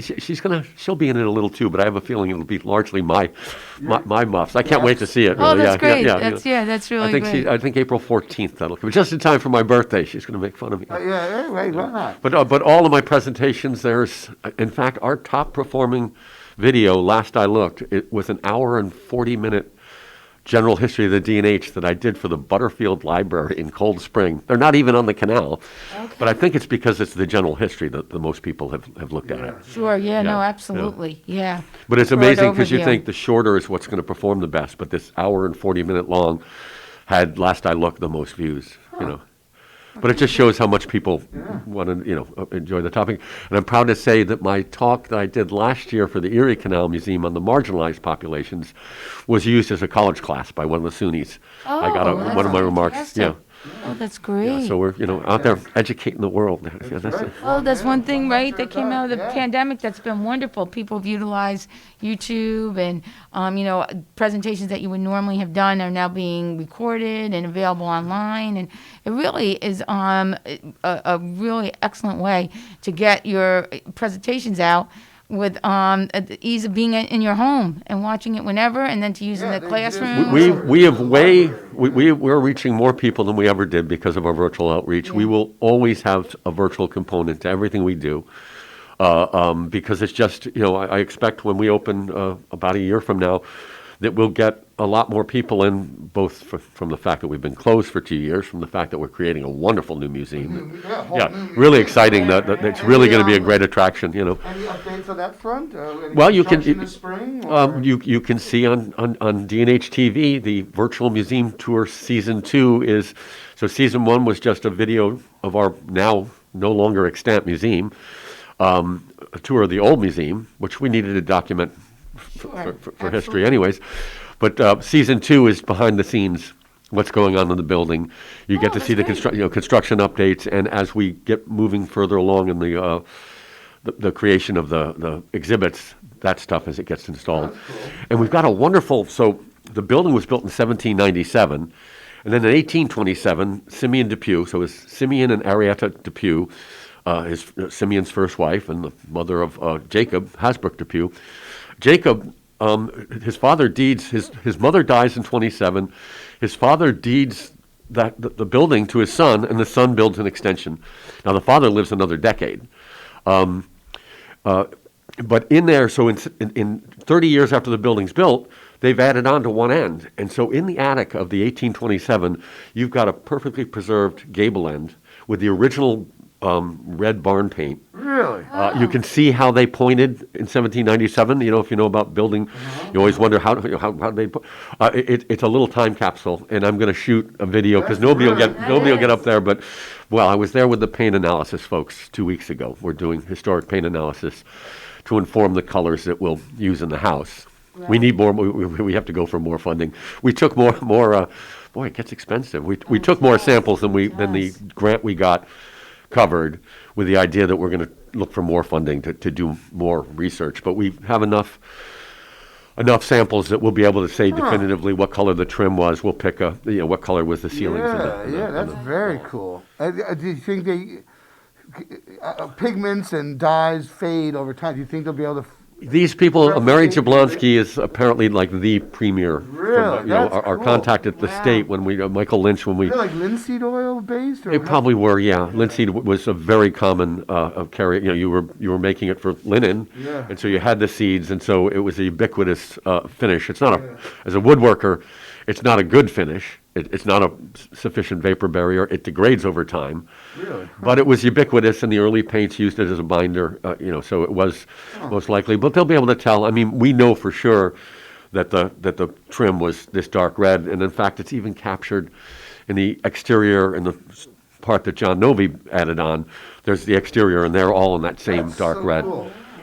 We're going to make the case. Our architect, Rick Alfondre, who's a High Falls resident, he just loves the idea of the dark red. He thinks it'll be really eye-catching on the street. Yeah. Definitely. We want to be a little more rigorous, but the fact is, it's the one color we can say definitively that in the earliest period, probably all the trim work was that red. That's the color of the house originally. That's cool as heck. Well, and we hope that's that we can make a strong case, and the analysis will be part of that, even though we can see it. The layer, they've taken a sample, and that's one of the samples we'll have processed in the first. My house is over 100 years old. It was gas piping in the walls, and when a chip comes off on some of the woodwork, you look at the edge of it, and there's You can see, how many, and a lot of lead paint there. Oh, I'm sure, We many didn't ban. I don't eat the chips, so it's well, good for you. That's yeah, a good thing. Yeah. That's a good I thing. discourage my son from eating. And how was he doing in school, that young man? He's a Oh, smart good. kid. All right, that's Smart kid. okay. Immune system's Then he didn't great, eat much yeah. of that lead. Yeah, Immune system's great. But the pointing, the shape of the point, or the people talk about how they, what material they used, and in fact, the other thing we want to do is do a mortar analysis. Yeah, I was just gonna takes say, more money. That's all we. I know money. Everything's money. I know. I think $750 a sample. I think is what we're looking at trying to find $1,500 or $2,000 for a mortar sample to inform when we do. The building's in pretty good shape, but at some point down the line, we will go and point it so it stays in good shape. Yeah. Right, sure. But if you're wondering what shape they used, you That's see what different I'm buildings. saying, Sometimes it's very triangular and stuff. So this is just and there's already signs of various materials. So I've got to parse that a little. In the 30 years, did they need to go? You wouldn't think in the first 30 years anything would happen to a stone building. But we just need to get the analysis done, and Cool.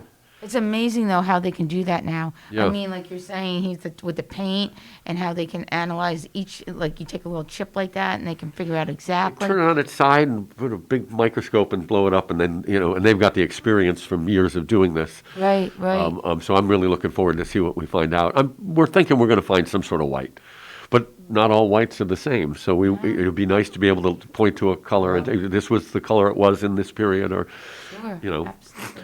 What is your anticipated opening date next year, spring of next year? I don't know that the board has gotten into that. We're having a big fundraiser with Open Space Institute being hosted at Mohawk Mountain House. Nina Smiley has offered up the place. Oh, that's fantastic. And I think it sounds like we may want to be open. That's going to be next March. And I think we're talking about, nobody's really nailed it down. Certainly by April or May is a traditional opening date for seasonal museums. Sure. Well, seasonal museums can't call themselves museums. They're not open enough according to New York State law. That's right. Yeah, because we will be a museum I know again. That from the Person House. We can't call ourselves a museum because we're only open during the summer months. I think it's 1,000 hours a year. And if you do the math, those of us that are open weekends, May through October, which is like the vast majority of small historical societies, do not meet that metric. Now, my institution met that metric. Then it stopped, and we are going back to that with the opening with the Mid-Hudson Visitor Center. We anticipate being open at least 5 days a week, and the museum will be voluntary donations. We'll have a suggested donation, and it'll be open to the public, and that alone is going to bring in many, many more people than we used to get. So this is all in keeping in our mission to tell this story to as many people as we can. Right. See, in a much more visible location, too. Yeah, and a much more historically correct location. This is a building that prospered because of the canal. It grew up before the canal, but both Simeon and Jacob, Simeon both worked for the canal company, which was common. They would hire people along the way. But he also sued them for damages allegedly done by the canal company building the canal. He wins it. He sues them for $3,000 or $4,000, gets $1,200, which again is real money. I mean, it was only a few feet away from the canal, right? The side of the building? The original route was probably, I haven't measured it, but maybe 100 feet away from the building. And then they rerouted it in 1850 to be right in front of the building. Okay, I thought it was right there. Would it be possible to recreate a little sample of filled-in ditch with water? Well, it's interesting you should say that. There's a big Christmas tree right where the canal bed was. And it winds up that we have a deal with the Civic Association that we will always maintain a tree. Oh. And it got out, and it was partially my fault, our great design team. So we're going to have a hoagie, a mule driver, cut out, and it's gonna feature a girl, because I guesstimate 30% maybe of the mule drivers were girls. But women are the most marginalized of the marginalized. I get less information on them. There's more information on people of color. So women of color, yeah, I get it. They're double marginalized, right? But we can say definitively, and in fact, we've located recording the Canal Society of New York through the Hudson River Maritime Museum. We've got a 1958 recording of a woman, Catherine Huftel, talking about being a mule driver on the D&H Canal. Yeah, and so we're making a video, my assistant and I, through a grant we got that was funded by the CARES Act. We have a 2-year, I got an iPad Pro, and it was a NISCA, no, it was IMLS, the Museum and Library Services. The Institute, maybe, and Manny, the Museum Association in New York. We've got a 2-year Zoom, 2-year all of the Adobe suites. We're getting training. And our first project is going to be this short video about the life of Catherine Huftel that will then be linked to this sculpture in front of the museum. The sculpture's still there. They had a beautiful stylized canal boat that they wanted to put right where the canal bed was.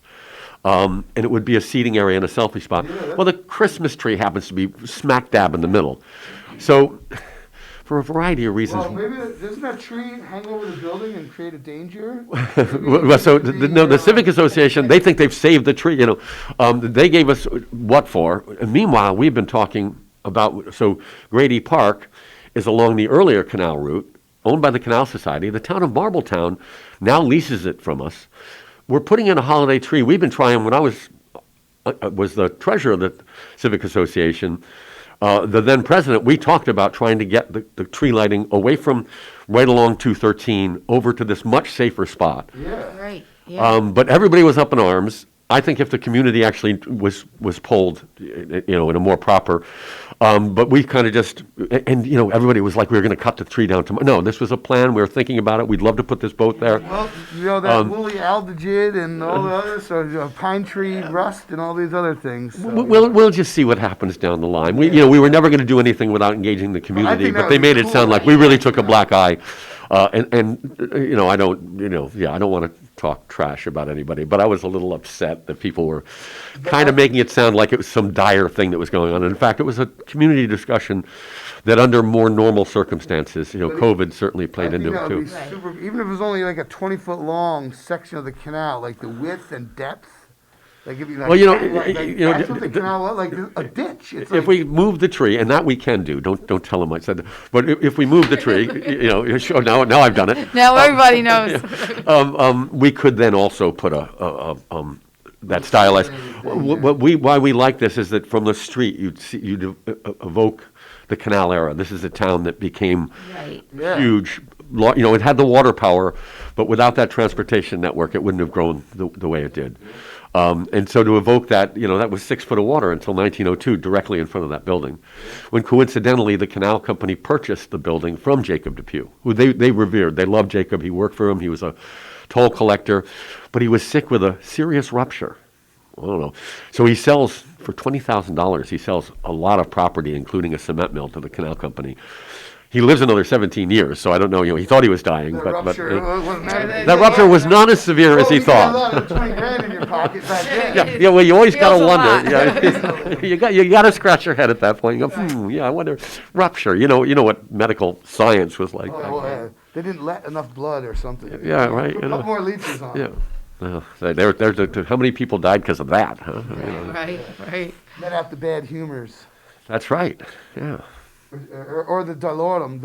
If the cure didn't fix you, the medicine would. But the dilaudid or whatever. Well, nothing's forever, and none of us get out of this alive. But but still.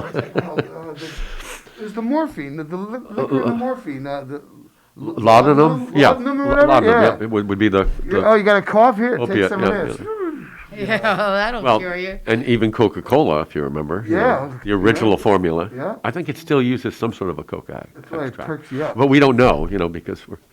Secret formula. Of course, none of us are drinking it now, right? Because of Georgia. Right. Just depends on your. Yeah. Yeah, I don't. Yeah, I'm Pepsi all the way.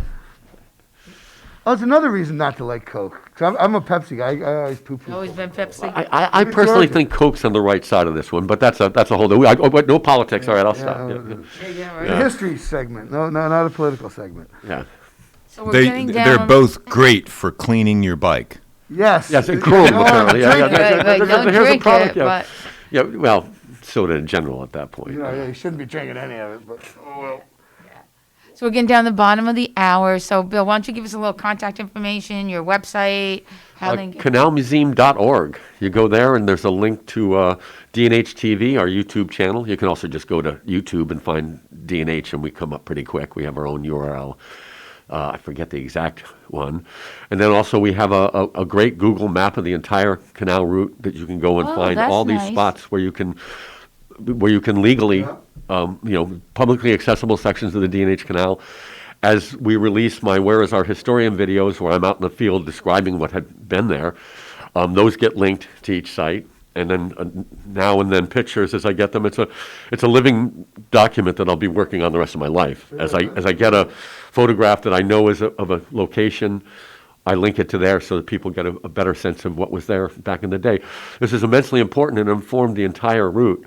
I'm working right now with the contractor because we're updating the National Historic Landmark registration, and I just got an email waiting for you folks. They wanted a list of the towns along the canal that are still extant, and so I gave them that list, and he came back and said, how many of them were created because of the canal? And I'm sort of scratching my head going, yeah, no, pretty much, Even Rondout prospered because the canal ended there. Rondout in 1825 was 2 farms. It wasn't really a town yet. And as you go down the line, all those towns became, so I think I've got to go over the list before I'll say definitively, but I'm pretty sure virtually all of them, And you mentioned Pond Eddy and Bluestone. The Minisink battlefield has on it a bluestone quarry. And the only reason they could exploit that bluestone there was because they had the canal right down the hill to move it out. Otherwise, there was no transportation network until the Erie Railroad comes through in the 1850s, All right, Bill, we got to go. Yes. Thank you so much. We Great, appreciate I know. it. Gotta get Where's the time go? I don't Thank you very know. much. All right, Well, thank you for having me. Thank Take you. it away. Thank you so much for being with us here at this last half hour with Bill Merchant and Nina Postupack, Cameron Rylance. What a wealth of information in 1 half hour. And that's because you are on WGHQ's Kingston Community Radio, AM 920 and 92.5 FM. Tuesday, April 6th. And it's 43 degrees now here in Uptown Kingston. This last portion of Kingston Community Radio is brought to you by the Kingston Lions Club, serving the Kingston-Ulster County area since 1941. Call them at 901-9067 for more information. And weather and forecast for Kingston and the surrounding areas one more time. Sunny today, a high of 64. Tonight, mainly clear, low of 39. Wednesday, some clouds in the morning, gives way to mainly sunny skies the rest of the day. High of 67. By the way, there's no rain in sight all the way through Thursday night. And Wednesday night, a few clouds, low of 43. Thursday, sunshine through a few passing clouds, a high of 69. And Thursday night, a few clouds from time to time, a low of 43. And dry weather, sunshine, and gusty winds equal an elevated risk of fire spread today and through the week. Be vigilant. We'll be right back. Thanks for starting your day with Kingston Community Radio on 920 WGHQ AM Kingston and 92.5 W223CR FM Kingston, New York. Magic 92.5. We are Lions. We bring hope where it's needed. We are a global force for good. Support causes that matter. Change lives. Change communities. Change the world. We can do more together than we can alone. Join in. Experience the joy of serving. Be part of the movement. Give back. Let's unite the world for good. We are Lions. You can be too. Visit weserve.org. Hi, this is Tony Marmo from Norman Staffing, and we've been bringing together employers and job seekers since 1980. If you're an employer and have job vacancies, let Norman Staffing help fill them with permanent or temporary workers. We screen, interview, and recommend the best candidates for your company. We make the employment process easier and faster for you. Please call Norman Staffing for your employment needs at 338-9111, 338-9111, or normanstaffing.com.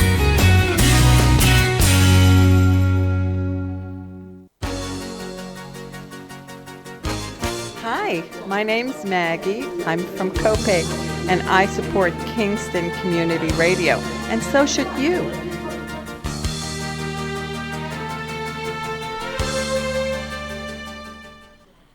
This last portion of Kingston Community Radio has been brought to you by Kingston Lions Club, serving the Kingston-Ulster County area since 1941. Call them, 901-9067 for more information.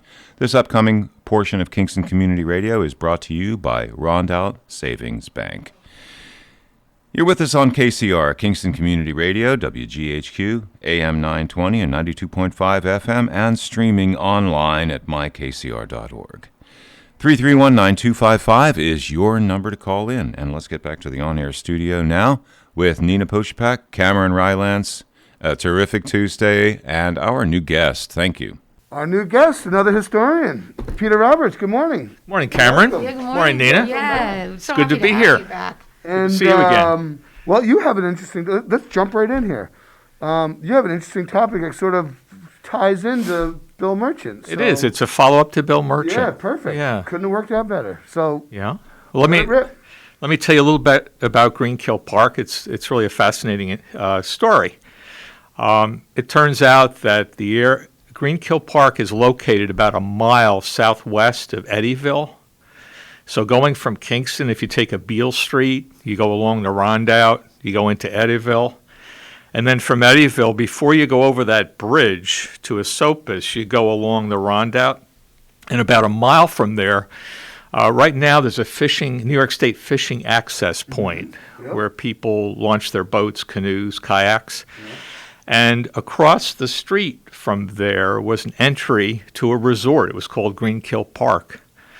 And Greenkill Park thrived from around 1910 and actually was active until, the 1970s or so. Huh.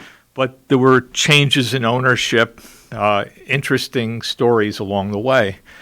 And initially that area was the limestone quarries, which extended all the way from Rosendale and Lawrenceville and came all along the Rondout and actually went right into Kingston. If you think of a Beale Street, you have those kilns there. Yeah. And then it came to Kingston. You went across those giant quarries, right? Across where Callanan's used to be and right there now. Where Callanan area is, that was where those large concrete silos were along the Hudson. And that's where Scenic Hudson, is developing it now. So that whole area was cement. But what happened was that the cement industry died out. Natural cement industry, or Rosendale cement, died out around 1900 or so. Reason being that Portland cement, which was a more synthetic type cement, or at least it had additives, which Rosendale didn't, and that became a favored cement. So all those the cement industry really deteriorated, and the Rosendale Cement Company turned this area of Greenkill Park, again between Eddyville and Bloomington on the Rondout, they turned it into a resort. And in 1914, it was a pretty good-sized resort with, I think, something like 17 different good-sized cottages. They had an inn, which overlooked the Rondout. They had about room for 50 people in that inn. And they had a large gathering point called the casino. They had a golf course, tennis courts. Yeah, I know. I was amazed when I read that. And it's just amazing. It really was. It was a true resort, and they had a pretty good following in their initial brochure in 1914. Was it like high end? Was it for families? Or? I think it was a moderate to higher end type resort. I think a lot of people from Kingston went there, but like dinners in the evenings. They had dinners. I think a lot of people came up from the metropolitan area to visit the spot. Was it Dayliner or whatever, right? They would come up by Dayliner. They would take a boat to Eddyville, and then from Eddyville to the resort was less than a mile. Oh. And it's sort of interesting because the pictures make it look very bucolic. Yes. It doesn't look like it used to be a quarry or a place where they had limestone kilns. It would have been burned to make the limestone. Well, it was quite a turnaround. Because it was very rural. The Rosendale Cement Company built this? Yes. So they just said, fellas, we got to do something here. Why don't we throw some buildings up? And I think, to put in a golf course in turn of the century couldn't have been an easy feat. No, right? Yeah. No, and they, how long did the Rosendale Cement Company own it? Do you know? Or Well, they had it for a good period of time, but of course the Depression area hit it. 20 years You know, later. so in 1934, they couldn't meet mortgage payments, went into foreclosure, and it was sold. But let's talk a little bit about what happened between 1914 when it started and when it went bankrupt, 1932 type, or 1937, I guess was the date. But it turned out that the resort was where a heavyweight champion trained by the name of Max Schmeling. Really? Max Schmeling was a German. Yeah. He was the world heavyweight champion. Such an interesting story. He came to New York City to fight. He was fighting against a guy by the name of Jack Sharkey, whom he had defeated for the world championship. So this was 1932. And they chose Greenfield Park, which they called Greenfield Lodge at that point in time. And Sharkey was there for, I think, a month or so training.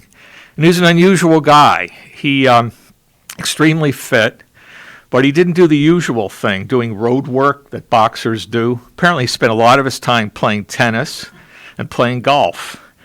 And according to one article, tending his geraniums. Gentleman pugilist. So people, the New York press made fun of Kingston because he had chosen this area to train in. And one UPI guy said, sportsman, said that Kingston was a fur trading post up the Hudson, if you can imagine. People were not happy, right? And then there was great interplay because the politicians in town were upset with that. But it was interesting how Schmeling was greeted. You know, here we are between two world wars. It was 1932, not too removed from the First World War, really. And yet they gave him a ticker tape parade when he arrived by train and ferry. And then he went to City Hall, where the mayor gave him an 18-inch key to the city. And then they proceeded to have a parade with bands, etc. The cars were decorated with German and American flags. And then at Academy of Green, they broke away, and they went to Greenkill Lodge, which would have been only 3 miles or so from uptown Kingston. And they had Sharkey was there too? No, because Sharkey was whom he was fighting. So this was not his training camp. Right? Oh, I thought you said Sharkey was here tending his geraniums. No. I'm sorry. Schmeling was tending his geranium. Oh, okay. Sharkey was the fellow he was going to fight in New York. Sharkey was a Max Bostonian. chose to come up here. So Schmeling, Or his American agent did, or whatever. yeah. So Schmeling decided to do that, and eventually Schmeling lost in a split decision down in New York City, on Long Island. I guess it was an open air boxing site, 70,000 people. Yeah, the giant stadium. Right, yeah. But while Sharkey was here, FDR visited. FDR was governor of New York State in 1932. Okay. And he and Eleanor came down. It was Memorial Day just weekend. down the road, not that far. And he actually greeted Schmeling in German, interestingly enough. And he So FDR, could he walk at that point? No, he in a wheelchair? Yeah, he was in a wheelchair, I believe, at that time. Which traveling back then No. couldn't have been easy if you were mobility impaired. Huh. And he and Eleanor and his son Elliot watched Schmeling spar. There's a pretty neat photograph of Schmeling in a very glorious robe, shaking hands with FDR, with Eleanor in between. Oh. And that was They spoke German, and yeah. Well, And I mean, you've heard of Max Schmeling, but never knew any. Wow, that's Schmeling actually lived until 2005. He was 199 years old. Oh my gosh. Pretty good for a boxer, I suspect, right? Yeah, well, I don't know if he can walk or talk. He was alive. Yeah. Yeah, that is amazing. Wild. Huh. But now the story gets even more interesting. It's 1937. It turns out that the Kingston Trust Company, which would become Key Bank, owned the property because of mortgage obligations not being met. And it went for sale, and it was bought by a lady in New York City. She sold it a few days later to a group of ladies that were based out of High Falls. And then that group of ladies sold it again to another group. And the person that came in control of that was Father Divine, the black evangelist. Now, Nancy spoke about Father Divine a while back, right? Yes. Yeah. And So that's where his utopia was? well, that was his intended main headquarters, Greenkill Park. And that was 1937. And to sort of open up the resort, it turned out that he brought 1,700 people on a steamer up from New York City. They paraded from the Rondout to Greenkill Park, along Beale Street through Eddyville. And they had a 2-day celebration for arriving at the promised land, which is what he called his resorts. Yeah, I said utopia, but yeah. Same thing, yeah. Wow. So they had 100 people. I know. Yeah. Like the Kingston, St. Patrick's Day parade. And he repeated it again in August, a little later that year, with a similar number of people. And then in November of that year, something interesting happened. The inn was destroyed by fire. And it wasn't unusual. It wasn't unusual for his properties to have burned. It was fully insured? There was no insurance on any of his properties in Ulster County, of which he had many, something like 30 different properties in Ulster County. Didn't have insurance, wasn't rebuilt again, but they kept it as a resort for his followers. But any speculation on that fire? Like why? I mean, if it's not insured, you wouldn't burn your own building down. Disgruntled locals hey, we don't need these people. Well, here. of course, a lot of the locals weren't very happy Yeah, that he and his large group of people were buying up properties. They owned. And do you know if they had tax-free? Was it religious? Yeah, that I don't know, but That would be disgruntling, I guess. yeah, but of course the neighbors weren't happy. Father Divine owned a lot of properties in New Paltz, High Falls. He had farms in Stone Ridge, in Olive Bridge, also up in the Sorgades area. And you'll know His what followers, were working them or yes, own them and yeah. lease them. Well, they nobody's quite. Now you're talking about was it a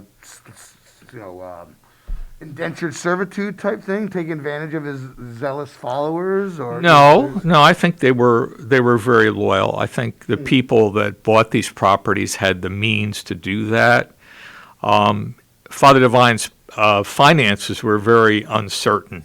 There were no real records kept. People couldn't understand where all his money came from. He had a bevy of automobiles, Duesenbergs, etc., that he would travel around in. He had very fancy suits.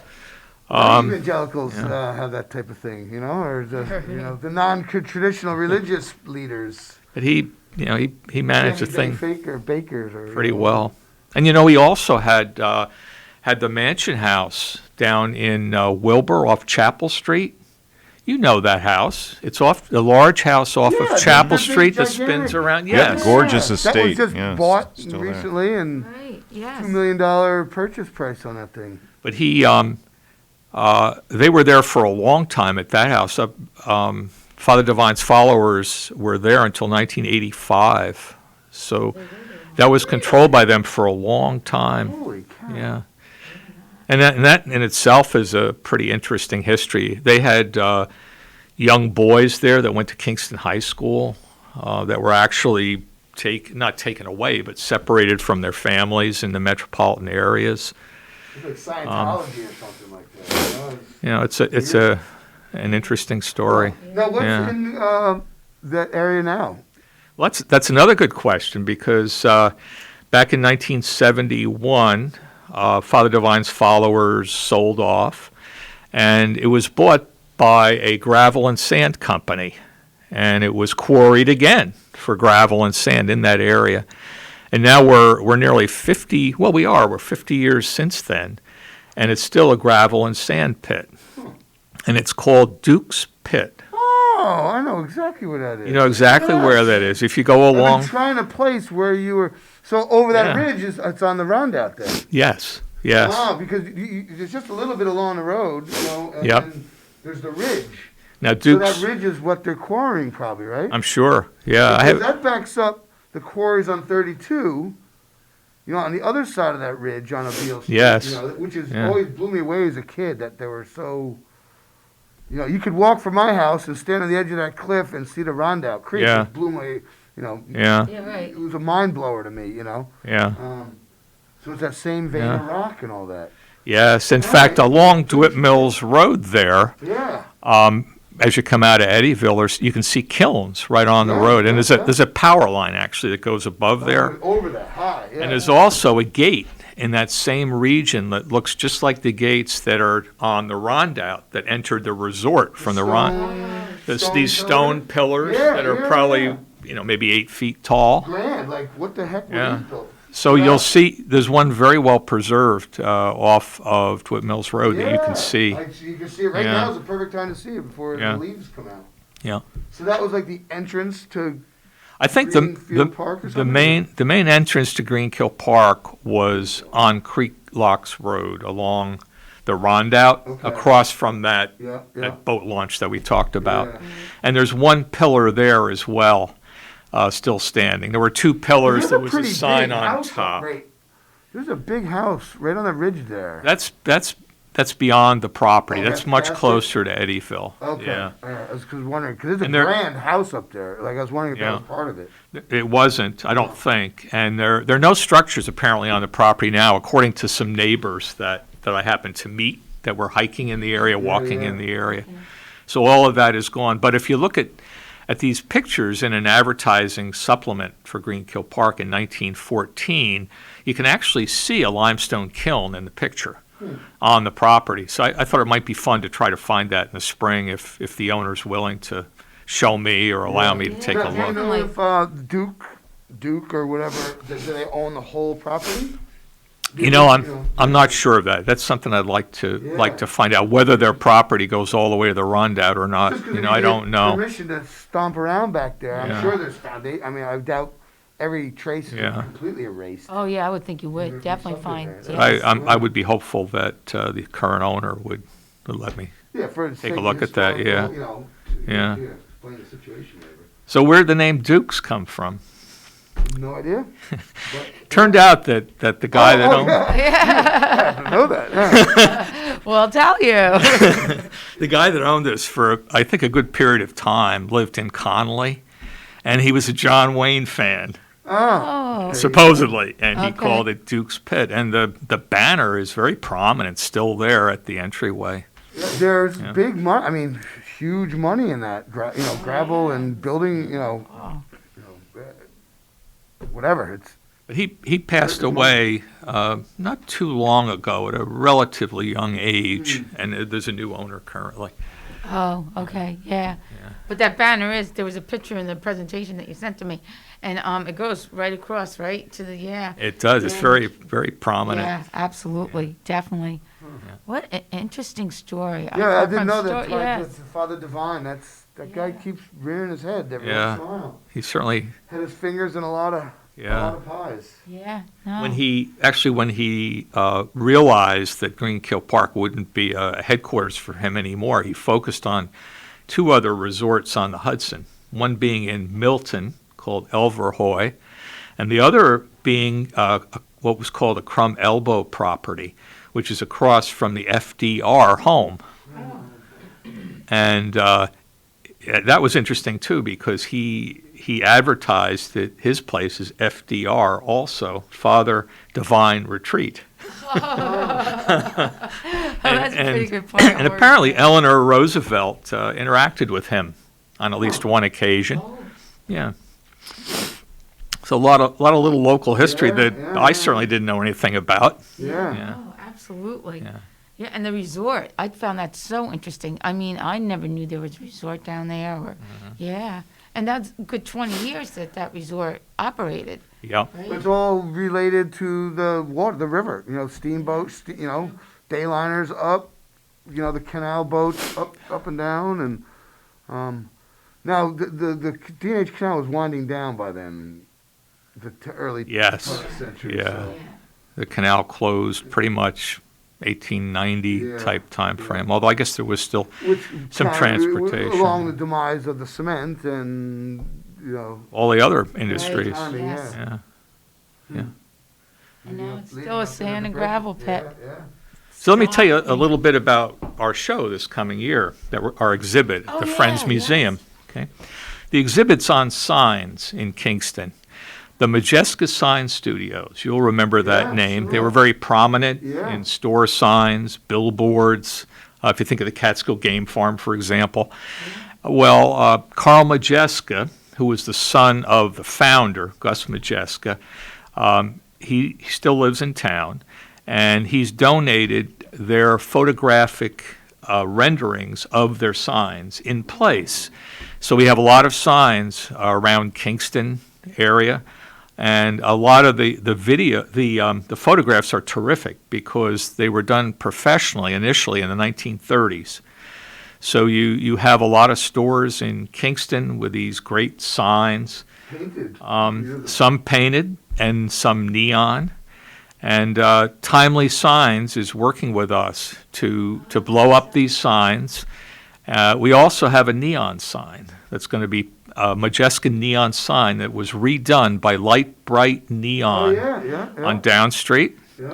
And Matt Dilling, who's a partner there, is installing it inside our museum. Wow. How old is this sign? The neon? Yeah, I don't have the full time period, but I'm going to say it was probably from the 50s, 60s. Time period. What was the sign up? Yes, it was Luigi's Restaurant. Luigi's Restaurant was at the corner of Glasgow Turnpike and 9W. Oh, okay. And I think it was operative into the 80s, maybe. And started north. Wow. Yeah. Huh, Luigi's. That's cool. Yeah. Yeah, that's great. Oh, that's a wonderful exhibit. So it's going to be fun. Yeah, we also have the K-May Corset Shop sign. Oh, I remember that. That was on Clinton Avenue. You'll remember that. K-May shop. Yes, and Rupco had saved that sign, and they're going to allow us to display it in the museum. That's great. When is that going to be opening? We're going to start in July. Hopefully we'll be able to do that. But we'll have limited indoor capacity. I think we'll have to see where we're all at then. What we can do, what we can't do. The guidelines issued by the state, but it's hard to apply some of those in a small. I think historical house or whatever. I think it's going to be doable. It's in the museum. It's in the museum part, or what we call the gallery part, by that courtyard, and we could certainly open up doors. Limit the number of people that come in at a time, but I think it'll be a fun show, and I think we'll. Absolutely. Memory lane, I'm sure. For a lot of people, the old signs and businesses that you probably forgot about. Nina probably remembers the beer signs that were at the head of Wall Street. If you're coming down Wall, they had huge Schaefer beer signs that were up above the buildings, up above Montgomery Wards. Yeah. Oh my God! And it's just an era where signs were just so profuse all over town. It evokes so many memories about the businesses and everything that was up there, in addition to just the signage and so forth. Oh, that is exciting. That'll be a great exhibit. One of the great photographs is of Schneider's when they first moved uptown, and they had a wall there facing towards the north that was painted by Majeska signs that advertised the business. Yeah, but you can still, they had a neon sign. Broadway, you can still, the side of Biden's. There's a bunch of big brick buildings. Yeah. There's probably 4. And then from Green Street you can see Jennifer's. Yeah. For instance, right. Yes. Yeah, that's right. There's another tires somewhere. Anyhow. Yeah, the Jennifer sign's a good one because it's been there so long and it's still preserved. Yes. Isn't that interesting? That good lead paint they got. And that was painted by the Majeska Sign Studios also. I'm sure. Yeah. Amazing. Absolutely amazing. Yeah. See, now O Positive does the murals. Yeah. They'll be there forever, Well, right? Yeah. Unfortunately, we got to go. Good, thanks. So thank you Thank so you so much. That much. was a cool segment, so we appreciate Well, it. it's very interesting. All right, everybody, thanks for listening. Have a terrific Tuesday. Yes, have a good Tuesday, and we'll see you next week. Okay, and thank you, Nina Postupack, Cameron Rylance, and thank you so much, Peter, for coming in for Friends of Historic Kingston. This last portion of Kingston Community Radio was brought to you by Rondout Savings Bank, with a long history of serving local communities and maintaining a strong tradition of customer service excellence while providing each customer with the personal attention they deserve. Rondout Savings Bank, always working for you and the community, with branches in Kingston, West Hurley, and Hyde Park, and also online at rondoutbank.com. Equal housing lender, member FDIC. Thank you for sharing the morning with us and participating in Kingston Community Radio, AM 920, 92.5 FM, and our live streaming on mykcr.org. Talk radio at its best. Inspired discussions of, by, and for the community. And just a reminder, dry weather, sunshine, and gusty winds equals an elevated risk of fire spread today and through the week for our area. We invite you to be with us tomorrow morning at 7 a.m. for Super Wednesday. And till then, we wish you every success in growing and developing Kingston and all our neighboring communities. We now return you to Magic 92.5.